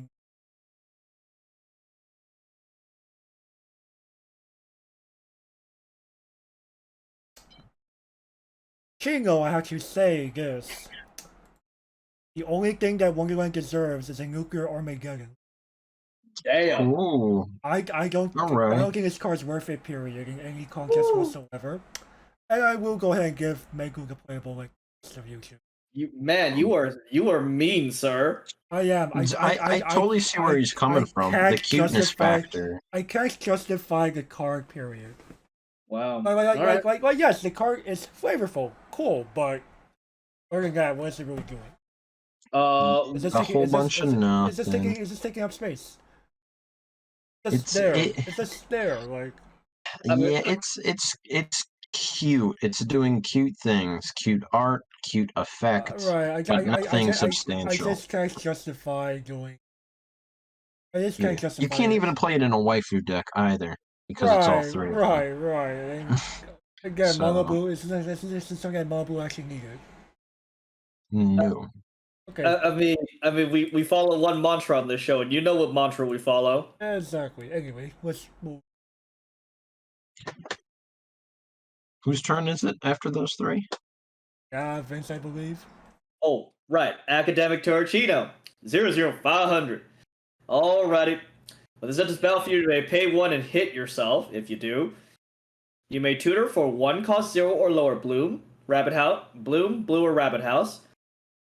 With whose level is equal to or lower than your level, and place it to any slot on the board. And EXP 2, when this also enters the battlefield, look at the top 2 cards, put one card amongst them to your hand, pitch the other, and then discard a card from your hand. Bad Ricky, incredible card. And I'm going, why would I play this? This card's definitely awkward. I fucking love this card, dude. I'm enjoying it in mono blue more and more. And honestly, in bloom, it's probably got a place too. Yeah. The only good thing I can see with you doing Wicked cards is that you could use this in Mono Blue to summon out Halloween you know one of your Halloween either Megu or Maya, depending on which one you need, because none of them really have like Maya probably more than Megu, just because Maya doesn't have any on-play abilities whatsoever. Yeah, no, you definitely go for Maya or your brainstorm if you didn't have your brainstorm. Right. And the on-play ability experience 2 or higher. You know, I could. That's the clutch part about this. Okay. That's actually a little. You know, you could argue like, hey, this is worth like a slot or two. Fair enough. Yeah, I play it as a 2 of. But oh, go ahead. I just wish that Mono Blue got a Ricky profile in general. Like this is it. It got the Ricky profile. There you go. Okay. You know what I mean, man. You know what I mean. We had every other type of Ricky in all the other decks. Honestly, I'm going to say the same thing that I said on the global board. This is the worst profile that they've ever printed for a Ricky. I've always hated it. But this is probably the best play at 0-6 in the entire game. One of, if not the best. It sets you up for your level 1 game so damn hard. Right, because, you know, with the way this is phrased, by hitting yourself at 0-6, you become level 1, because I do that first. Mm-hmm. Then you put out your level 1 combo, and then you hand fix by looking at top 2 and add your CX if it's there. Like literally in rewrite, you've got your like 1-0 promo or whatever that you play literally just for that second effect, and it's really good. And this card is a Ricky with that really good second effect. That effect makes it so good in every part of the game. I just forget who the first one actually was for this profile. Was it the Apocrypha version? It's the Apocrypha version. Okay, so that Apocrypha came out before. No. The first iteration of this type of Ricky was in No Game No Life. Oh, excuse me then. It's NGNL. I could have sworn it was Apocrypha. Maybe Apocrypha was like the first version you just encountered because Apocrypha is a more popular title in your area. Well, yeah, because the one from No Game was part of an early play condition. Fair enough. Okay. Was it a Shiro? It was a Shiro and Sora. Oh, it was both of them. Okay. It was both of them, but at the same time, again, now that you mentioned rewrite, I'm going. Again, the promo didn't really feel that useful. Like it was used to draw the stock soul. That's it. Well, yeah. But like, again, I felt much more comfortable playing you're right. Apocrypha was first. No Game came out 3 sets after. I just looked at Little Occupy. So yeah, Akane Chairman of the All Cut Club. You know, I prefer playing that. You know, I prefer the 2 cards being separate as opposed to getting a nerfed version of one, have it being slapped on with a okay ability. You know, it's not it's not something that I value that much. But I completely disagree. I think this card's insane, but I know we probably won't come to a consensus. And The only that's place that fine. this card doesn't work is if the standby combo is your level 1, or if you're playing one of the old ones, like old iterations of the deck that already have their specified Rickies. But Exactly. honestly, I would probably play this over the salvage Ricky, the Maguro that we have in Rabbit House. And that can salvage anything, regardless of level. Just that top two at anything, especially in the deck where you have gates. Gates always seem to be like the hardest things to get in your damn hands. This helps throughout the whole game. Fair enough. I don't think we'll be coming to a consensus here. Limited, gentlemen. Pretty good. It can depend on what kind of card zeros you do end up finding. Mm-hmm. Like it just could help you make board for. Yeah, I think in limited your deck's going to be more cost zeros than it is going to be anything else. You could find some bulky cost zeros if you try hard enough. Oh yeah. So you just definitely has to place a limited for sure. So. You know what? If it wasn't for Ian, I would be rather extremely mean, but playable minus here. I am playable with it. Same playable, Ian? Yeah. Yeah, I would also give it a playable minus only because, again, this is my usually like only a small number of decks for the reasons that Ian and I have discussed, and it's decent limited. Alright, next.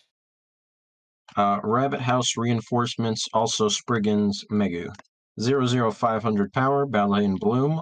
All your other blue or bloom characters get power plus 500, so a really good global 5. And then discard a card from your hand. When your character trigger checks and reveals a pants icon, you can pay the cost. If you do, look at the top 2 cards of your deck, add 1, and then put the remaining cards in your waiting room. Oshi, what in the Sam Hill are you doing? Spriggan was a mistake. And then they did it again, but in 8 pants, it feels incredible to have this card. Holy shit. Okay. Unlike 10th anniversary, there was a reason not to go 8 pants. Here, there's a whole deck just built around that shit. Wow. It's so good. It's absurd now.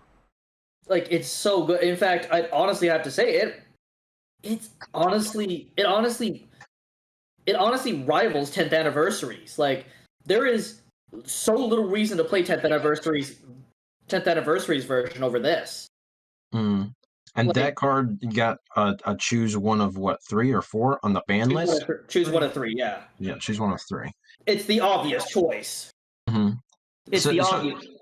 Yeah, and so this card is doing all that and more for the deck. You probably play this as early in the game as you can, because you want to trigger pants anyway, just to plus the hand and play pants every turn. Gives your front row some more bulk. Yeah, and it's global, and then probably around late level 1, early level 2, if you have the level 3 Oyama Climax, move this up to the front row, put a second Oyama Brainstormer in the back row, and then do just another turn, but now this will be in the front row, so you still get the pants effect here, and a little bit more stock. I've done the maneuver plenty of times. It feels really good. It's your alternate back row, and then eventually you just want more stock from the Brainstormer, but you never don't want to see this card, especially early on. I'm honestly thinking to myself, am I making a mistake by not going mono blue here?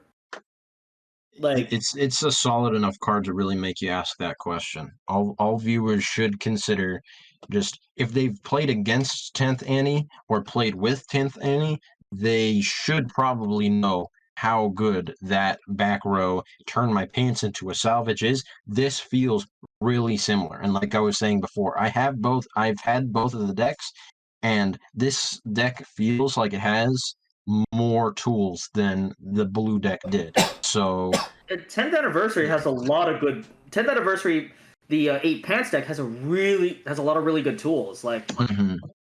again, even when it's half pants, I'm going, damn, this thing's good. I can't imagine all 8. Mhm. Like, holy crap! Now, of course, Again, the two decks play differently. You know, 8 pants is like a more classic blue deck where you're just trying to wall the opponent out. Yeah, whereas this one is no wall, not anymore. This would have been great if you would have got the old Maya combo, because this is slowly going to set them at 6K. If you have the old promo 1-1, it'll be 6-5 with something being at 7-5. But yeah, you're not defendable in the new version of the deck, but you do appreciate the utility of just pitching in the middle of your attack phase, which is what the old Maya combo gave you. that's fine. You don't. That's fine. You don't care Hmm. about not being defendable at all. Like Maya is gonna smash whatever. Maya and Megu are just gonna smash whatever's in front of them. Oh, Sure, yeah. they get destroyed in response, but you didn't care. Right, you probably like Yeah. you have a second wave of stuff on the way. Exactly. Yeah. So Because, yeah, you just probably double or triple comboed for like the second or third time in the game because you get a lot of pants in an 8 pants deck. and the fact is that unlike Spriggan Swordsman, this Megu helps move through your deck. Right. Oh, yeah, even more. And Like- I would also wager that this is never going to find itself as a choose however many of on the ban list. Oh, Hell I no. doubt it. Yeah. If this deck, if Gochi gets hit, it's gonna be Rabbit House. 100% it's gonna be Rabbit House. And it's probably going to be one of the two Rize's will both be on there. Fair enough. Both Halloween Night and the original Rize Mill, but at the same time, I'm going. You know what, Ian? I'm thinking about it because I'm currently on Bloom-based Rabbit House, but I'm like going. I am not seeing that much success with it. I'm honestly considering switching to Mono Blue. I think that just because Bloom is such a wide thing, you have to look at everything out of the new set. Right, That it's not like, the as thing is solved, the problem is and this. so This is one of the cards that we did not get to see through any official reveal channels prior to the release. mhm. Like this is just I guess kind of like crept in there when list was dropped. Yeah. When Again, my co-host could vouch for this. My deck didn't change for weeks. Like, There's the reviews that were coming where it's like, this doesn't really like change it in Like- any direction. of course, if we saw fucking Spriggan during spoiler season, it might have changed your mind, but I also feel like this obviously has its own set place, and Mono Blue is way easier to figure out than what top end do I want to run on Bloom, and what out of the millions of, not millions, but I guess 110 pretty decent cards overall do I want to run in the Bloom deck. Whereas this is only going in 8 pants. You don't gotta really worry. Maybe 4 pants if you want to run the Fugo combo as your bottom end in the Bloom thing overall. It's still probably okay, but not as good as 8 pants. right? I would run Maya into Oyama Blue Mountain 100%. Hmm. Like, the only thing that's really stopping me is the Azusa's price, but honestly speaking, she's going Azusa and Chino. Like, those are the only 2 expensive parts of the deck. Everything else is pennies. Yeah, but in Bloom, you should be running both those cards anyway, Right. if you ask me. Right. I'm talking about overall, the overall deck for Gochiusa. Yeah.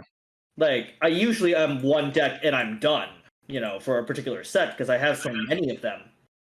I have so many decks. I'm going, you know what? I can't afford to play all of my children all the time, so well, I gotta be choosy here. Who do I want the most? And I'm going, man, trust me, Rabbit House is a good deck, but I'm not seeing very much success with it. I'm getting, my hand size is getting shredded constantly, and that is the standby problem. I'd test out some of the other stuff. I'd probably even maybe look at Fugo first. right. I'm starting to lean towards go with the Fugo. Go to Mono Blue at this point. Like Fugo into Cocoa finisher. I'm going. That could work, but at the same time, I want Spriggan, so at the Well, same you time, want- you want could match even Spriggan. get away with this at in Fugo into Cocoa. I think Fugo. that you You could do you'd it, see the just same like sort of success as Spriggan saw in Four Pants for Choice in 10th Annie. right. You still played the card, and you weren't hitting as often, but when you hit, it still felt good. It still felt good, and the thing is that, well, I'm also one of those types of people that I don't want to play a clone of my other decks. I suppose so. And with all this talk about the other combos, I know it's like way far back, but I gave playable plus to the Shara 1-0, and I think that I've since kind of reeled it back to playable. Um, it's a lot harder to fit into things just with the reverse, and it's really big, but I would sometimes or most of the time prefer a pants trigger over choice. And so yeah. Again, it really depends. Like, I'm surprised you did that. Like, considering I felt really hyped on it. I felt like even getting 2 reverses is like a totally doable thing, and you're gonna blow everything out of the water because you're 7K without the CX, and yeah, but listening back on it, I was like going, Ian, are you sure about that in your neck of the woods, man? Ooh, I boy. still think if I'm not running up against like JC Shinobu's in my opponent's deck, that it could still totally work. But I'm looking at all these other combos, especially the Fugo, which I hated with a burning passion, just because I saw the writing on the wall what it meant for my mono blue deck, and I didn't want the game to just get that much more repetitive. And so Fair enough. I rejected that combo outright. And I was like, you know what? Fugo isn't the second best. It's this Sharo. But I kind of have to face the music and kind of, it might not be unique or fun or cool or something that I like, but I do have to be more unbiased. And honestly speaking, and I was really hyped about Standby earlier in the week, and I'm going, oh man, Standby. It's hard. It's hard to, like, if you whiff, it feels terrible. Like, if you high roll constantly, sure, but dude, not only it's zero selection. Like, you don't even know what you're gonna grab. So, man, at least with Fugo, you got to pick something. And if Rize gets bombed, ow. You feel even worse. And honestly speaking, like, I'm still gonna put Rize as a playable plus. It's more of just It's a lot more high roll than something non-consistent. I honestly would not take her to nationals. I would take Maya, the mono blue deck, to nationals instead. That's why I'm considering converting to mono blue. Because I'm going, you know what? Mono blue has enough good tools to make me go.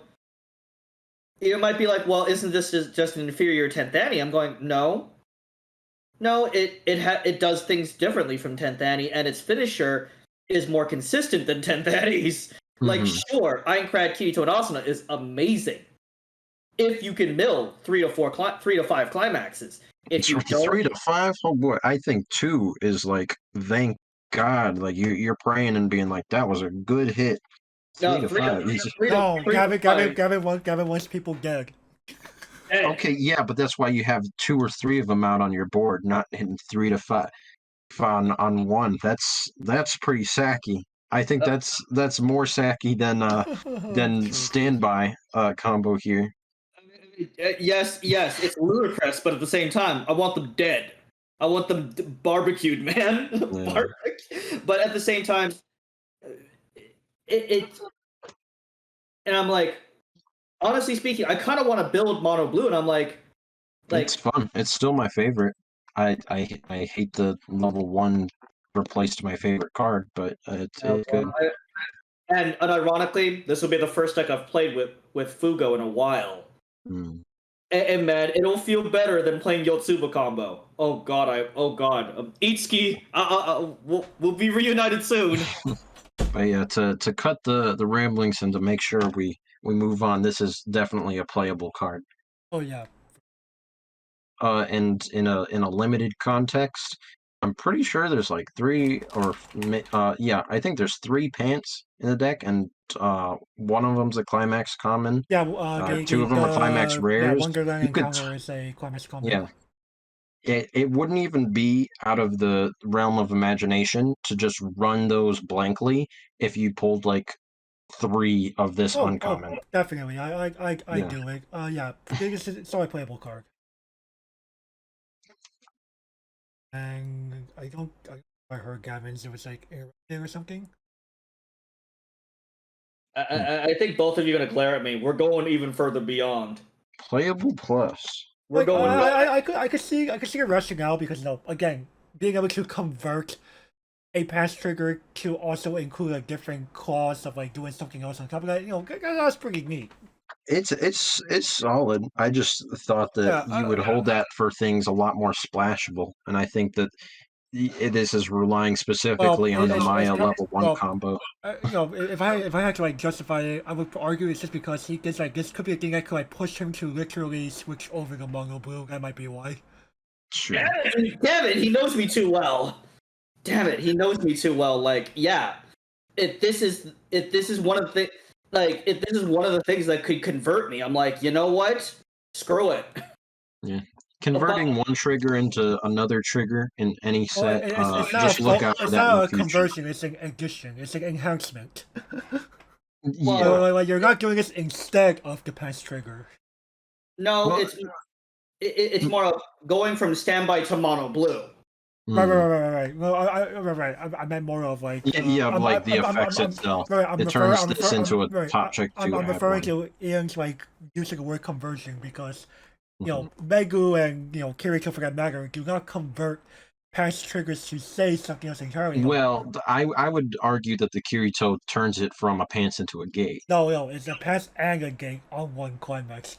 Right, it's both. Yeah, it's an addendum to it. You don't have to do it. You don't do one or the other. Like, honestly speaking, gentlemen, like, I think I don't. Were either one of you two surprised by that? The playable plus, not so much. I just try to keep the playable pluses to like. With the way you were talking, I'm not surprised. Yeah, I just try to keep them for like the the unique cards. While I see yes, you could argue that this could make someone go, you know what, Mono Blue looks like a way to go kind of mentality. I also just say ultimately you can still argue that there are still other possible, again, as it's kind of alluding, Rabbids doesn't look fully solved in any meaning of the word yet. Oh, no. You know what? Honestly speaking, holy shit, I'm actually agreeing with Japan for once. 8 pants it is, boys. Right. We again, we don't really know where we should be going with Rabbids as a whole yet. So, and while Megu has that nice sprinkling effect, it's also because it's not selective, it's not absurd Spriggan. Hey man, we spent 30 minutes complaining about Spriggan. And there was good reason for that, but there's not too much to complain about here, if at all. No. Alright, let's move on then. Okay, weather for Iced Coffee Aoyama Blue Mountains 500. On play, reveal the top card of your deck. If it's a blue character, she can side without soul penalty until end of turn, and she's also a level 0 bomb, bottom deck bomb. A solid card, but there's no space for it. There's 20 zeros that outclass this. The problem again, this is kind of like that Rabbit's first world problem at level 0, right? We have so many good level 0s, we just can't fit every single one that we want to play. We have too many, boys. Like Gavin, Ian, you would argue level 0 in Rabbids is very much that first world problem, right? Oh yeah, absolutely. I didn't. That's my latte. My iced coffee came with too much ice. It feels watered down. Not that I haven't drank in a week. I'm in the African savannah. What? Yeah, it's definitely a first world problem. Oh no, I've got it too good in this slight thing. Right. But yeah, this is niche just because if you want to play it, sure, it's solid. It's not solid enough. It's all right. Yeah, it's all right. in limited, definitely it could be a decent take later on because it's removal and Mhm. being able to side without penalty in limited is actually not terrible. Yeah, It's it's not not. a bad extra effect, but I don't. It's not going to be super relevant either. Right. It's just more of like I will also just giving this because it has uses in limited and someone really wants to have the removal in constructed. Sure, be my guess. Thanks, limited. Mostly against limited TBH. Right, moving on. Let's see here. We have for an adult-like hairstyle, Maya 1045. Okay, during your turn, if you have EXP2, this card gains 2k, and when this card attacks a level 2, she becomes a 12-5. Okay then. Pretty good. Yeah, cost US level 2 killers, 12-5 is a pretty good number. Is it? I thought it was level 2 or higher, but still level 2 is Oh good. no, ho ho ho. That would be Way too mucho good, man. gusto. That'd be busted. That'd be way too good, man. No, hell Oh, no. they made sure they strictly say level 2. Yeah, it's still your anti-standby in the deck. It's pretty solid. Like you really don't like bombs. Maya's your girl. Right. Though, you should be embracing Cocoa. You really should be embracing Cocoa, IMO. Like, for real? Why aren't you playing Cocoa, man? Would it surprise you to say that I'm running all three? The bottom deck costed one, Oh this man, one, and the counter. all the hate. This, All the this hate. guy really hates standby. Again, you know No, he's no, no, no. And yeah, I will be honest that I've only used it once and it was against a level 2, but I did think it was 2 or higher. Still solid card though. Play it as a one of playable minus. In limited though, it sucks. Don't play it. Yeah, it's completely useless and limited. It's not as bad as limited. It's 6-5, but you're not really going to go up against enough level 2s to make it worth it over another card. Debatable. We may see level 2s that could be worth. No, I think in Rabbit's not so much as in other expansions. Yeah, but if it's limited out of the same box, yeah, it's the only level 2s that you're gonna try to get over or not. Yeah, Right, not so many, not so many. they'd have to be playing that weird Sharo Coca change swap thing that we also said was very terrible. Oh no! No, that's not Yeah, going. and if your opponents decided to pick that crap and you pick this one, then boom, that two slots in the deck is even worse than it was before. W. Oh come on, man! You don't do that. Right. 5 anti-level 2 killer. Not terrible. But because, again, going to their Cocoa exists as well as a Chino bomb, yeah, playable mind sounds about right. Like, it is a decent option you prefer, like, being as cheap as possible with your shenanigans again. Mm-hmm.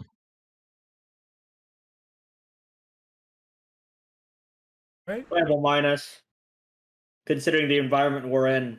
Right. It's just that, you're also in rabbits. You do have access to other ways. Alright. Rock on along. Right, Rabbit House Reinforcements Oyama Blue Mountain. Irrelevant card is a standby target where you're not gonna ever play it because you already have your standby targets in other colors. Right, why not play the red target? Yeah, the red target that makes the standby deck. But yeah, this card's bad. Just Not play even the niche. just play the cops theme, man. Yeah. Literally. Yeah. It is immediately giving it. I'm just gonna argue thanks for the but I guess. where is Oyama Blue Mountain heading? To Rabbit House to help out.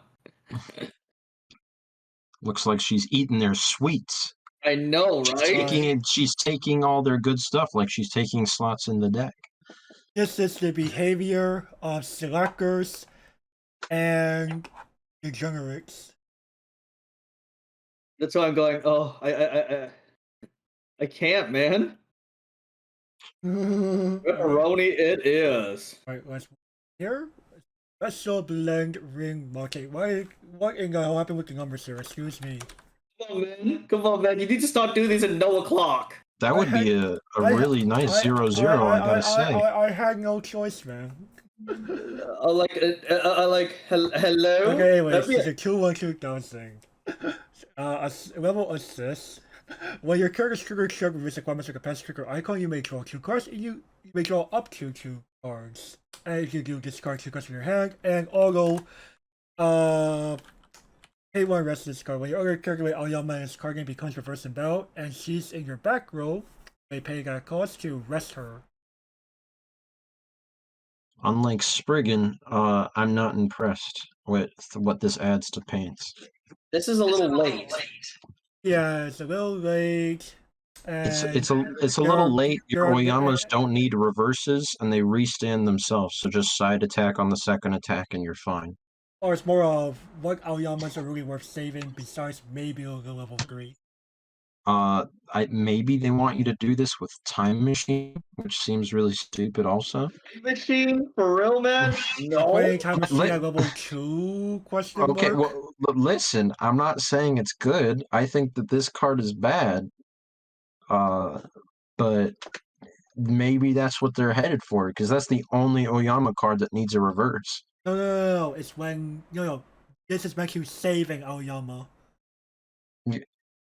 When Aoyama gets reversed. Even then, what other Oyama cards do you want on the field? That maybe the only one would be the early play bottom decker from I think set 1.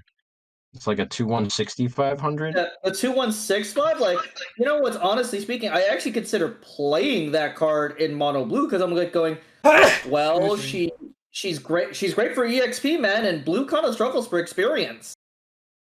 Blue's a little bit on the struggle bus. If you're trying to get to experience 6, but I think that's stupid. Just stick to experience 2. You don't need anything else. Yeah, fair enough. But sacrifice 1 level 3. That's it. Yeah, 1 level 3 or 1 level 2. If it you've got plenty of slots, you're absolutely fine. Bad might be bullying this card a little bit too much because draw 2, discard 2 is also pretty nice, and it is what it is. But we've got the 3K or 2K assists to level 3s, and I think that's just a strict upgrade to this card. So I will give this the bad. I'll give this the mercy niche. Yeah, I could see this being useful in a more Aoyama-based heavy strategy. So I'll give it this as well. Yeah, we were just looking at one from Encore decks that Gavin showed us, and was not impressed with that one either. Oh no! Yeah, my exact words were, "Wow, they're playing a deck that's specifically going for worse cards when there are strict upgrades, not even side grades." So yeah, play Oyama waifu, but you also need Rin. Which means it's not a waifu deck, it's just a bad blue deck. I'm trying to modify my current deck. I'm trying to modify my current idea on Encore decks right now, actually, as we speak. And I'm going, crap, how the hell do I fix this thing? Oh, I want to play Chia, but... It's going to be a little difficult. Yeah. Anyway, let's go along here. That's you, Gavin. Rabbit House Reinforcements Maya. It's a 2/1/2/5. Hey, look, guys, it's an exile counter. Oh, I guess. Solid tech. Against some decks, you could actually just blow them out of the water. Mm-hmm. And you had the same conversation with Mike back in Circus 20. It's not bad, actually. It's not bad at all. No, it's not. Yeah. I give it the playable, played as a one-of in some decks. Now, in limited, oh god, it can blow people out of the water. Oh, yeah. So, yeah, I like it playable here as well. Yeah, playable, definitely. It's... In limited, get one of their key really good cards, like, oh, yeah, I pulled the double rare. 3K, that card's out of the game now. You're done. What? Exile, goodbye. What? Yep. Okay, anyway. Mother's Magic Chino, 2/17K, Rabbit House and Bloom. Experience. If the sum of the cards in your level area are 5 or higher, this gets 500 power in Encore. When this card attacks a level 3 or higher, it gets 6,000 until the end of the turn. So it's sitting at 13.5. It's slightly better than the Recurable level 3 killer. Yeah, you had one that was exactly like this as a DMS promo, except for it didn't have that experience thing on the top. So this is a strict upgrade. But know. you also got like way better cards to deal with early plays. I feel. I've seen JP lists that run this. Yeah, you could make the argument that this is actually not a bad option because most level 3 creatures just kind of expect they do the thing, then they die in response. But Chino's like, no, I'll just go ahead and get rid of this character again. She comes back and do it all over again. Yeah, It's not terrible. It's not terrible. Yeah, Yeah. I could get behind this somewhat. just with all the options that I'm already playing in the deck, I don't see a slot for this. But yeah, run it as a one-of if you're really feeling like it. I'm gonna give it a niche. In limited, it's bad because experience 5 and the amount of level 3s you really have to get over, it's not going to be super relevant. I'll give this a playable minus. I think it's worth considering at the very least if you, I think a recurring level 3 killer is actually a pretty neat idea overall. Honestly speaking, level 3 kills are probably my preferred way of actually killing early players besides using early plays themselves nowadays. Because I don't want to open up lanes that late, and counters are getting expensive. Right, and I like that you could you could do this more than once on the same Chino here. So yeah, I'm gonna give Chino here the playable minus. Right, again, it's one of those like in most other characters it's probably gonna be a playable, but because of wearing rabbits and other things exist, doesn't always make the cut. Nope. Hardly ever makes the cut, actually. Right. Again, the flaw is not her as a card. The flaw is she's overshadowed. There's a difference here. The set again, man. S tier. This is a pretty stacked standard title. Again, man. Welcome back to S tier. Ironically. Alrighty, next. Okay, we have Noisy Morning Pressing Chino 00500. On play, she's a scribe, and auto alarm. At the beginning of your climate space, if she's the top card of your clock, you may pay the cost of discarding a card from your hand. If you do, salvage a blue, bloom, or rabbit house character. Yo, dog, what space do I have? That's the problem. No space. This is a cute meme. I like the flavor on it, though. Yeah, I like the flavor on it. The flavor's nice. Literally an alarm. But yeah, the ideal situation where you have this on top of clock just to hand fix, you get a free hand fix similar to this with your drop salvager. So yeah, I don't really think that this makes it. I'll give it a niche. I'm pretty sure someone's gonna figure out a way to make. I'll niche this as well. Yeah, I'll give it a niche. Because I think it's super fun. Right, it's not a terrible card. In limited, it's not bad either. Right. It's a common 4 of these, bro. In a 25 card deck, the odds that this is on top of your clock, pretty good. Right. You could try to make something work. Okay. Oh. Alrighty. Gillette Deroy Maya 00500 Fangtooth Bloom.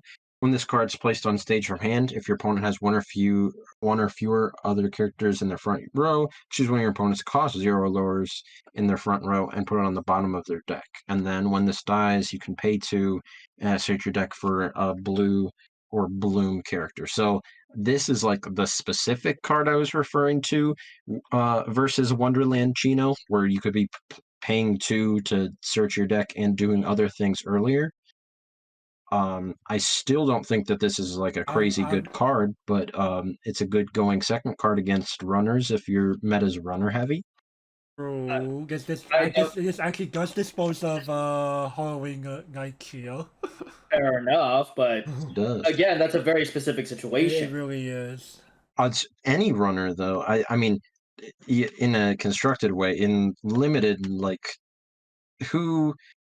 This is definitely like a going second card. You have to want to lose the die roll, but yeah. In constructed, I just feel like you'd rather play the Chia somewhere, some way, because that's just really good against any deck because it's don't side attack, level 1, blah blah blah, versus this where it's like I can kill your runner if Cool. you didn't do another thing. Like, Cool. Actually, no. This can't kill Chia because she needs another bloom character It on could be, board. yeah, but normally if you're going first, you just throw whatever in the back you have row. something in the back row. Are you going to commit two against your front row on turn one? I highly doubt it. Yeah, I gotta counter Gillette DeRoy's Maya, bro. I gotta put them both in the Right, front. what Like, would you do? Like, you're really yeah, fearing, no, you really fear these things called soul class, soul class submarines. mhm. No. Yeah. So this is getting a niche from me just because it really relies on a runner dependent meta. Not to say that those aren't around, but even in a runner heavy meta, I still think again a lot of level zeros that I feel are a bit better than this.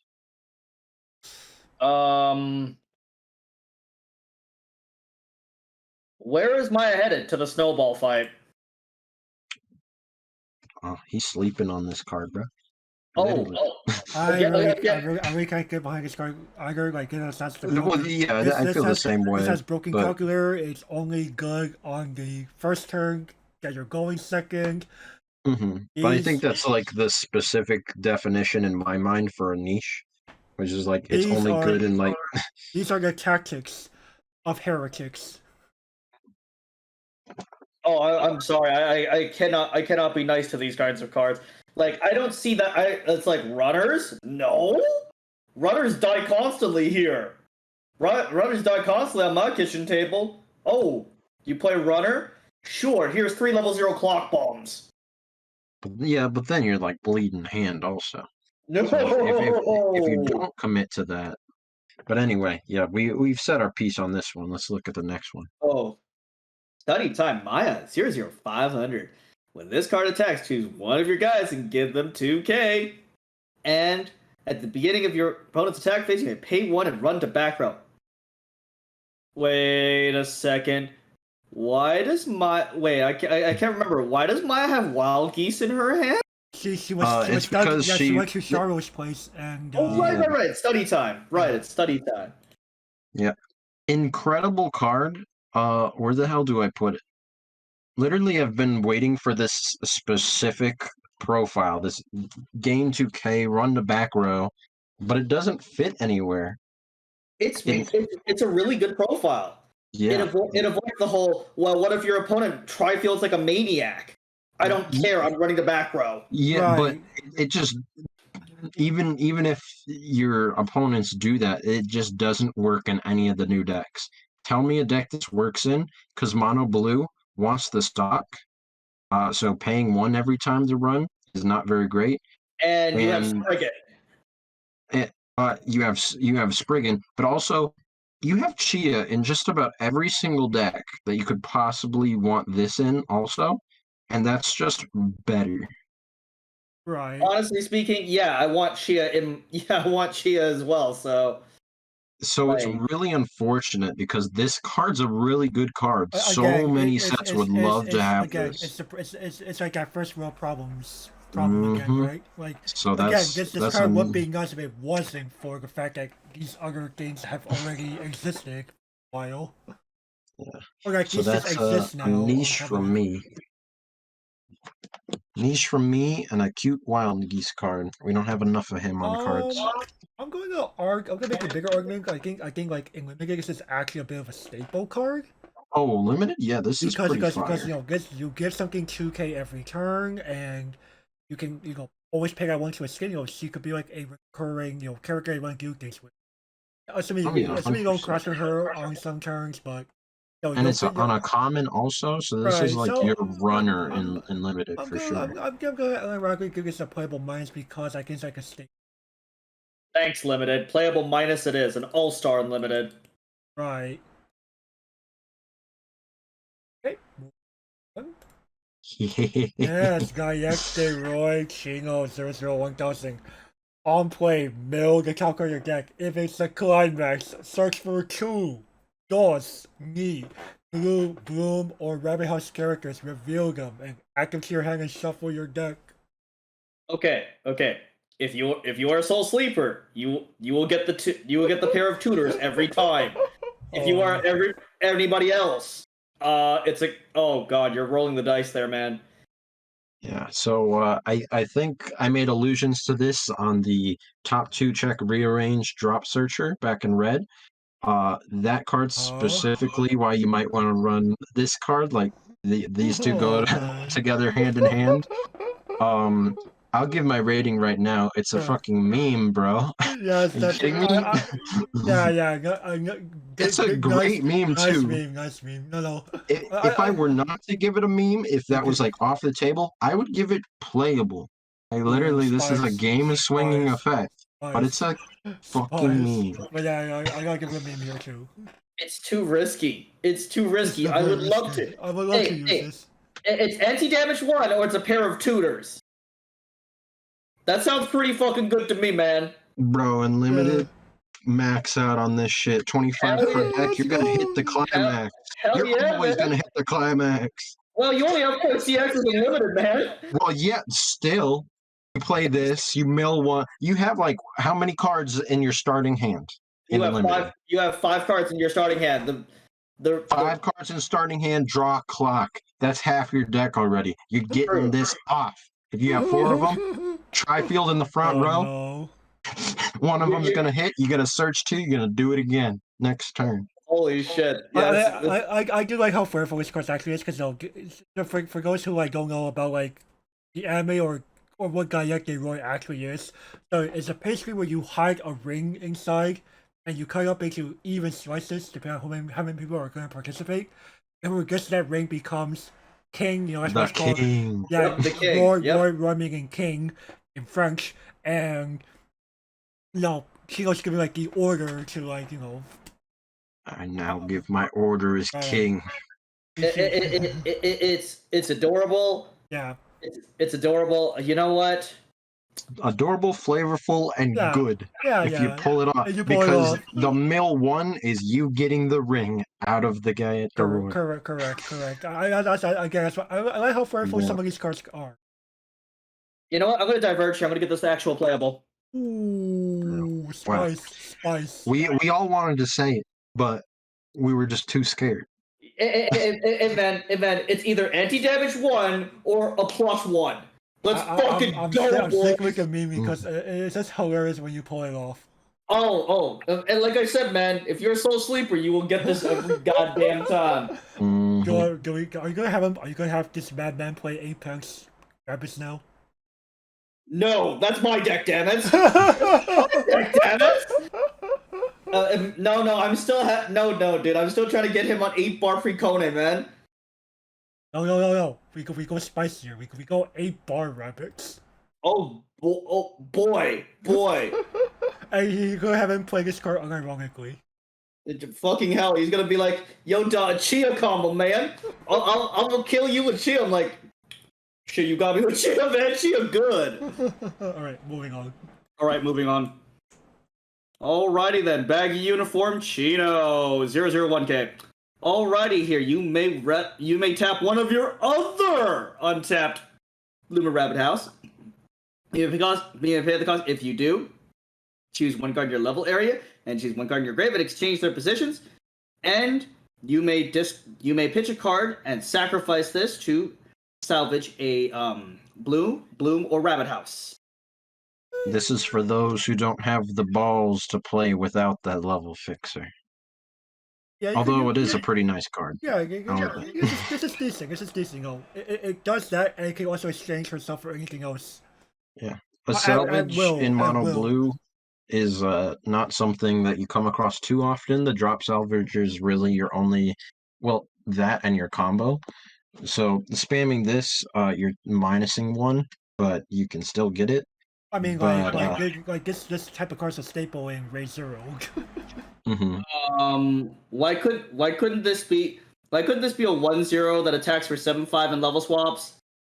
Because that sounds pretty good. That sounds pretty good. At the same time, Gavin, does blue need more beaters? Yeah, no, I'm already hitting like 8K on every attack without CX. No, but sir, you should recognize that profile. I know, but at the same time, do we need that? No, but at the same time, man. You're just Come on, you're man. trying to make this too much like that deck. Oh. Or the other deck. Oh, bloody hell. Yeah, he's right. But yeah, this is totally a niche. Better zeros out there once again. Hey, man, they're voiced by the same woman, okay? Fair enough, but They're voiced by the same lady. I get it. She plays way too many of my favorite characters, I swear. Yes, you do. I'm gonna be a little less. I think this is more a playable minus. Like I think you could still make the argument that this could be a worthy tech in Mono Blue. Give this the niche. Yeah, I just think all of the techs that I have, if I just wanted to go for every tech card that I saw, I would not. I'd be playing 50 individuals. It'd be a Highlander deck.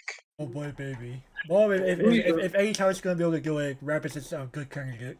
Who's your commander, Ian? No, he's just like Highlander, not Elder Dragon Highlander. Calm down. I'm about to say, man, who's your commander? Calm down. My commander here, no. unfortunately, would have to be Oyama if it's mono blue. That's the one you're going out for. Fair enough. We're gonna cast Aoyama Blue Mountain from the command zone. Yes, we're gonna summon Aoyama Blue Mountain from the command zone, man. Hey, She gives me an extra combat step for every copy of her I have, and I can play up to 4 copies. Fuck with us, bro, boys. Imagine trying to play Weiss's EDH. That would be hilarious. I swear. First you come up, let me come up with freaking a commander. Again, we can't call it EDX forever because EDX referred to specifically 5 cards. Right, but at the same time, come on, man. Commander sounds too corporate, and you know that. This is true, and most people do prefer calling it. Well, you hear some other people calling things like probably using the word Canlander as a format as a word. Fair enough, but at the same time, Elder Dragon. Well, Elder Dragon Highlander only referred to 5 specific Elder Dragons. Right. Versus, well, again, Commander is the dude. Even Wizards of the Coast, even people that work for WotC themselves refer to Commander as EDH half the time. Yeah, it's the lingo. Yeah. Come on, man. When Wizards employees themselves. Oh no, you're joking. It's EDH or Commander. That's all I hear. Oh. Yeah, well. I mean, okay, fair enough. Like when you hear Channel Fireball, they just call it EDH. All right. And most of the friends I play the format with just simply call it EDH. Fair enough. All right, next. All right. Gayet Deroy's Megu 001500. If you have 5 or more cards in your hand, this gains 2,000 power and experience 2. This card, when this card's played from stage to hand, it gains 3,000 power. So it's sitting very big. I'm at actually 65. getting pummeled by a spy 11065. Yeah, but obviously, any really competent players are going to know that power isn't everything. Like you'd rather have some utility on your thing, and all your other cards in the blue deck get big. It's you don't need to run this. No, you don't. No, again, it's the overshadowing problem. Mm-hmm. And even in limited, sure, she's gonna live for a little bit, but she's not gonna last forever. Yeah, if you didn't pull the back row runner, but you probably will because that's a common. Or you game pull Vampire Rize. Mm-hmm. Guide to Deroy's Megu is fine, I guess. Right. Thanks, Limited. I'm giving it a bad because the Vampire Rize thing you brought up makes a good point. That one's just strictly bigger all the time. You don't need to keep 5 cards in your hands. And then in Constructed, this has 0 place. Fair enough. Yep, that's fair. Moving on, we have Study Time Megu. I'm hungry. On play, you may discard 1 card from your hand and summon a level 0 or lower character from your waiting room. And when your other blue or bloom character attacks, she gets 1500 power until end of turn. If only this was cost 0, like the The card from Sneaker Bunko. That's Konosuba card. No, that'd be way too good, man. It would be way too good, and that's all this card. Okay, this card is like teetering on like a cool tech card.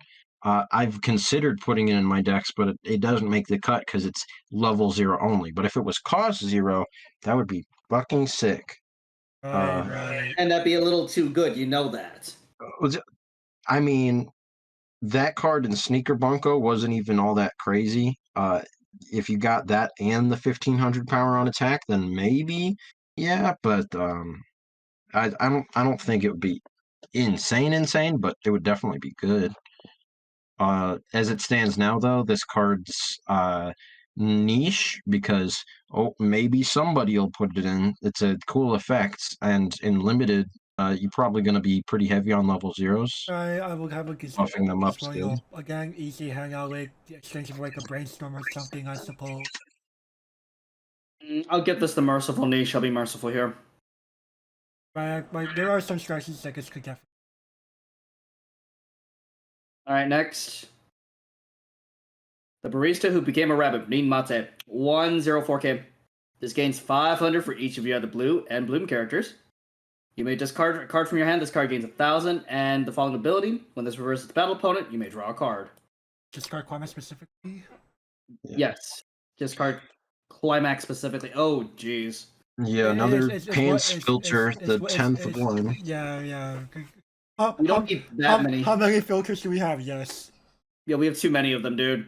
Yeah, the draw isn't as impactful, and it still makes you need a reverse versus the double R Megu, where you can just pitch anything, even if you don't have a climax. Right. 6k is solid to sit on both turns, but your things get bigger than 6k on attack. You're not too worried about it. This card's just bad. Like, you have enough hand filters between Azusa, Spriggan, and Megu. Yeah, if this was like one of like 3 cards to pick from, then maybe it'd make it to niche, but this is like your 10th or 11th card throughout all of the sets. And you really don't need that much. Jesus. Yeah, definitely not useful in constructing.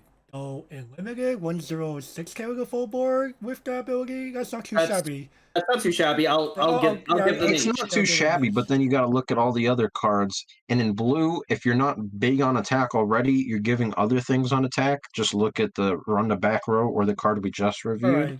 It's just more of this could be like this could be a good level 1 filler in your limited deck. I suppose. Right. Well, this me. Brocante Chino, 1045, experience 2. This gains 1,000 power, and when this card attacks, give Blue Bloomer Rabbit House 1,500 power. And so yeah, there it goes, another power pump. Another power pump, dude. We have like 500. We already have those at home, man. Another one. Actually, no, we have a Costco-sized warehouse of these at home. Right. There's literally the original Woodframe Town Rize and about 9 PR reprints that gave 1,500 on play. This one is just a level later and 5,500 power, so vanilla stats. The best part is of this card is Kippy blushing. Yeah, everybody's blushing here, but Kippy blushing in that sense is the best part. Oh god. They needed more Tippy cards. We have officially 1 Tippy card, and it's fun. It's literally on reverse marker Chino from your waiting room. So it's him sitting on your head, and you can keep doing that. Right. I wish, like, since everything's based off bloom trait, you could literally put in all of the bunnies, and there's so many card options and things that they could have done with the set that would have just made it flavorful and fun. Where was my animals faction deck?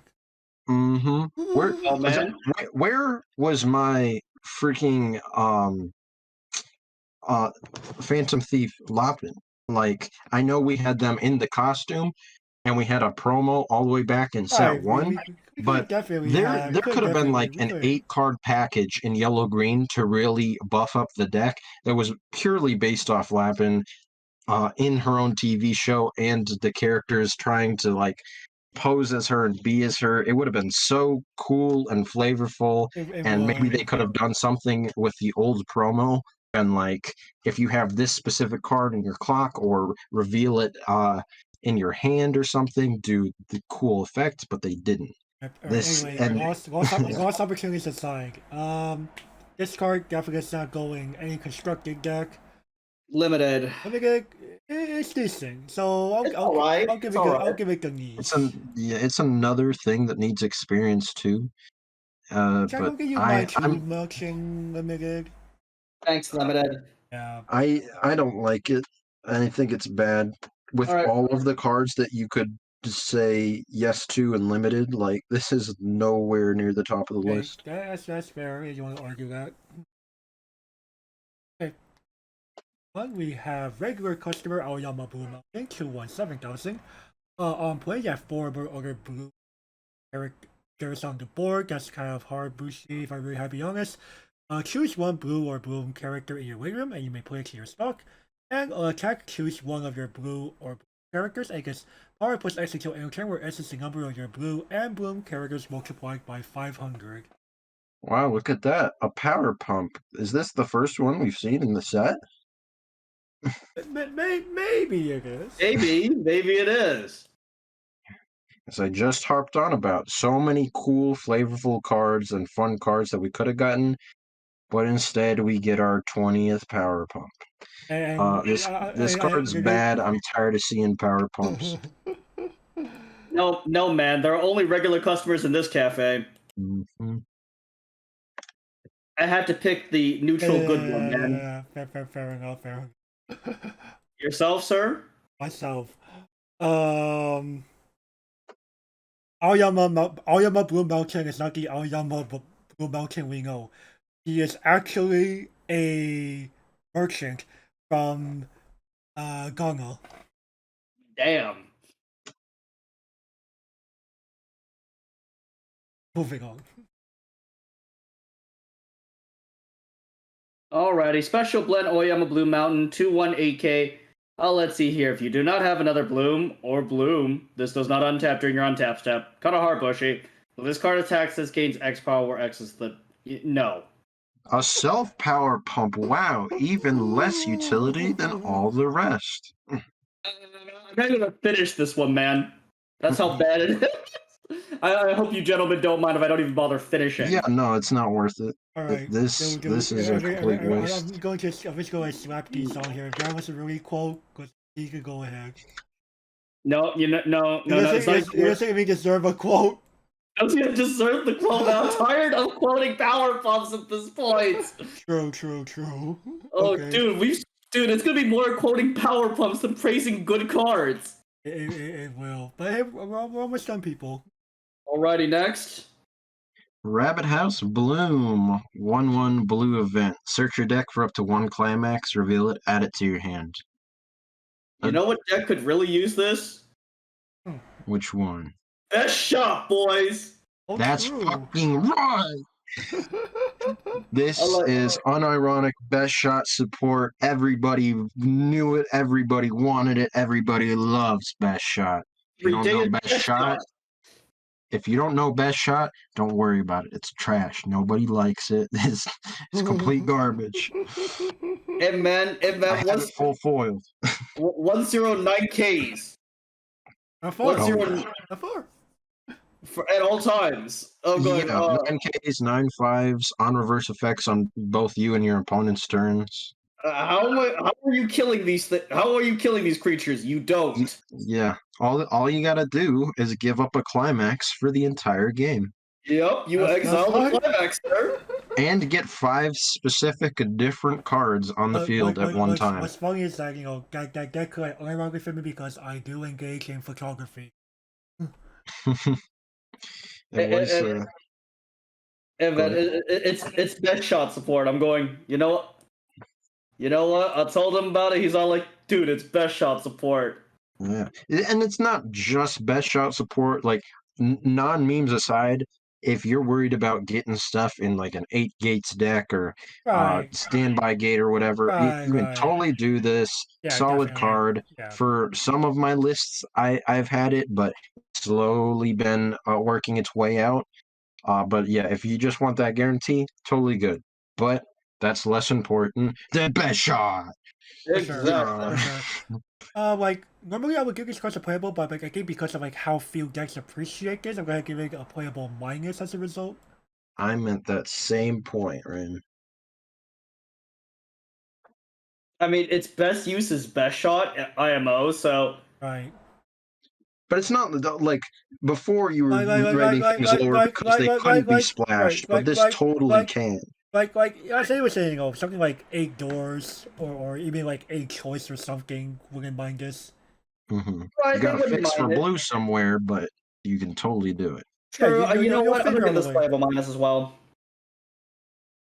I was originally gonna give this a meme, but We might start asking It questions. has its uses. But yeah, that concludes the set Yeah, as far as its like proper, actual so- cards. But right, we'll go right. to the Yes, we have our obligatory reissue, quote unquote. you mean our Yeah. promo? Our promo. So yes, break time. Rin Maki and Chino and Aoyama Blue Monkey. Why the fuck are these three together? Beyond me. Level 2 1 costs 2500 power. This has only the Rabbit House trait, people, so be careful.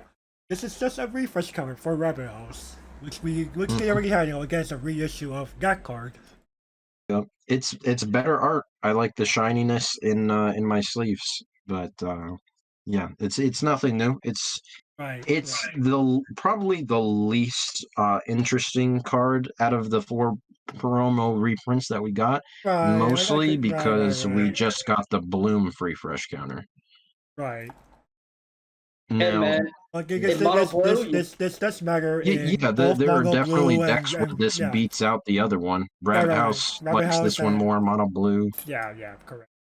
But it's just like the other ones are like unique or really good reprints, whereas this one is like really nice art. That's really about it. But overall, you know, I gotta give credit where credit's due. So still a playable card.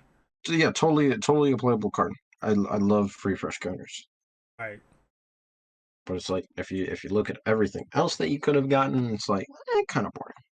Yeah. I mean, the original's $3. It was more before this one came out. Right. It's one of those like of all the games to reprint, why this one, right? Well, because I had opened up 6 boxes of the original Rabbit set, and I got 2 of those, and I've had to swap them between like every deck that I've ever had. Oh damn! So getting this getting this reprinted is really nice. Okay, fair But enough. then at the same time, it's overshadowed by the new free fresh in green that we got. So it just seems less impactful. All right. Again, it's as we're saying. This is just strictly goes in Rabbit House and Blue decks. Mm-hmm. Honestly speaking, I'm gonna have to get this to playable. Yeah, it's a pretty good card. What as a 1 of tech, easy. Yeah. Right. So that will conclude our little cafe hopping. So overall, blue. Decent cards, mono blue. It's definitely no longer a meme. It's a force to be reckoned with. That's actually reckoned with. I never treated it as a meme before, but now I've got some actual backing with some good cards. Right. Looking back to my history as a Weiss Schwarz player and encountering Rabbit players, typically the people who were not playing Rabbit House were mostly playing blue. And most of them, like, go to straight up, yeah, this playing because it's a meme, it's a fun meme deck. And man, green tea, man. I've rarely seen people play green tea. The tough part is it still didn't get like good enough around level 1 to see it too much still. Yellow green. But I'm pretty sure like eventually I'm going to like die hard for it. I mean, like I already have 2 of you right here. Like, bruh, green tea, good man. But yeah, it's got some good tools. But hey, Gareth was saying multiple times throughout these series of reviews, Rabbit it's probably found its way back into the upper echelon of competitive play. Absolutely. She came back. She's back from the dead, boys. Like even if we don't have to like the scarier part is it might not even be 1 deck in this title that's S tier. It could be 2 decks. Oh yeah. You definitely got to watch out for mono blue now. Like, And you have to actually respect the ChiMaMe Corps. They went to the gym. They went to the gym and they broke the dumbbell machine, man. They No, broke, I think they broke more than a dumbbell machine, Gavin. it's like, damn. They broke the dumbbell machine. They completely made the treadmills unusable. The structural integrity of the gym is just gone. They probably bankrupted the owner. Like, hot damn. Like that's what happened. FR. yeah, that's what's up. So Regardless, gentlemen, please remember to like, favorite, subscribe, share this video with your friends and family because these all of the YouTube algorithm, and of course you can also make further contributions to what we do via Patreon and Coffee. And you know what? Appreciate it. We both like to thank Ian for coming on to the show. Yes. Nice to have you, man. Ian, It was a great pleasure. I love to be in here repping my favorite set. I really I really loved it. I really loved the insight you brought to us with your first-hand experience with this title. And you show that you were definitely a very big, knowledgeable enthusiast about this title in the greater context of the game as well as the actual source material. I really respected that. Oh yeah. I'm a huge Rabbits fan. You'll find me on the global board. I'll be the degenerate with a Rabbits profile picture. Yeah, if you want to talk shop, then I'm there for it. There you go, folks. So with that, we will catch you all next time. Bye bye. Bye. All right, see you.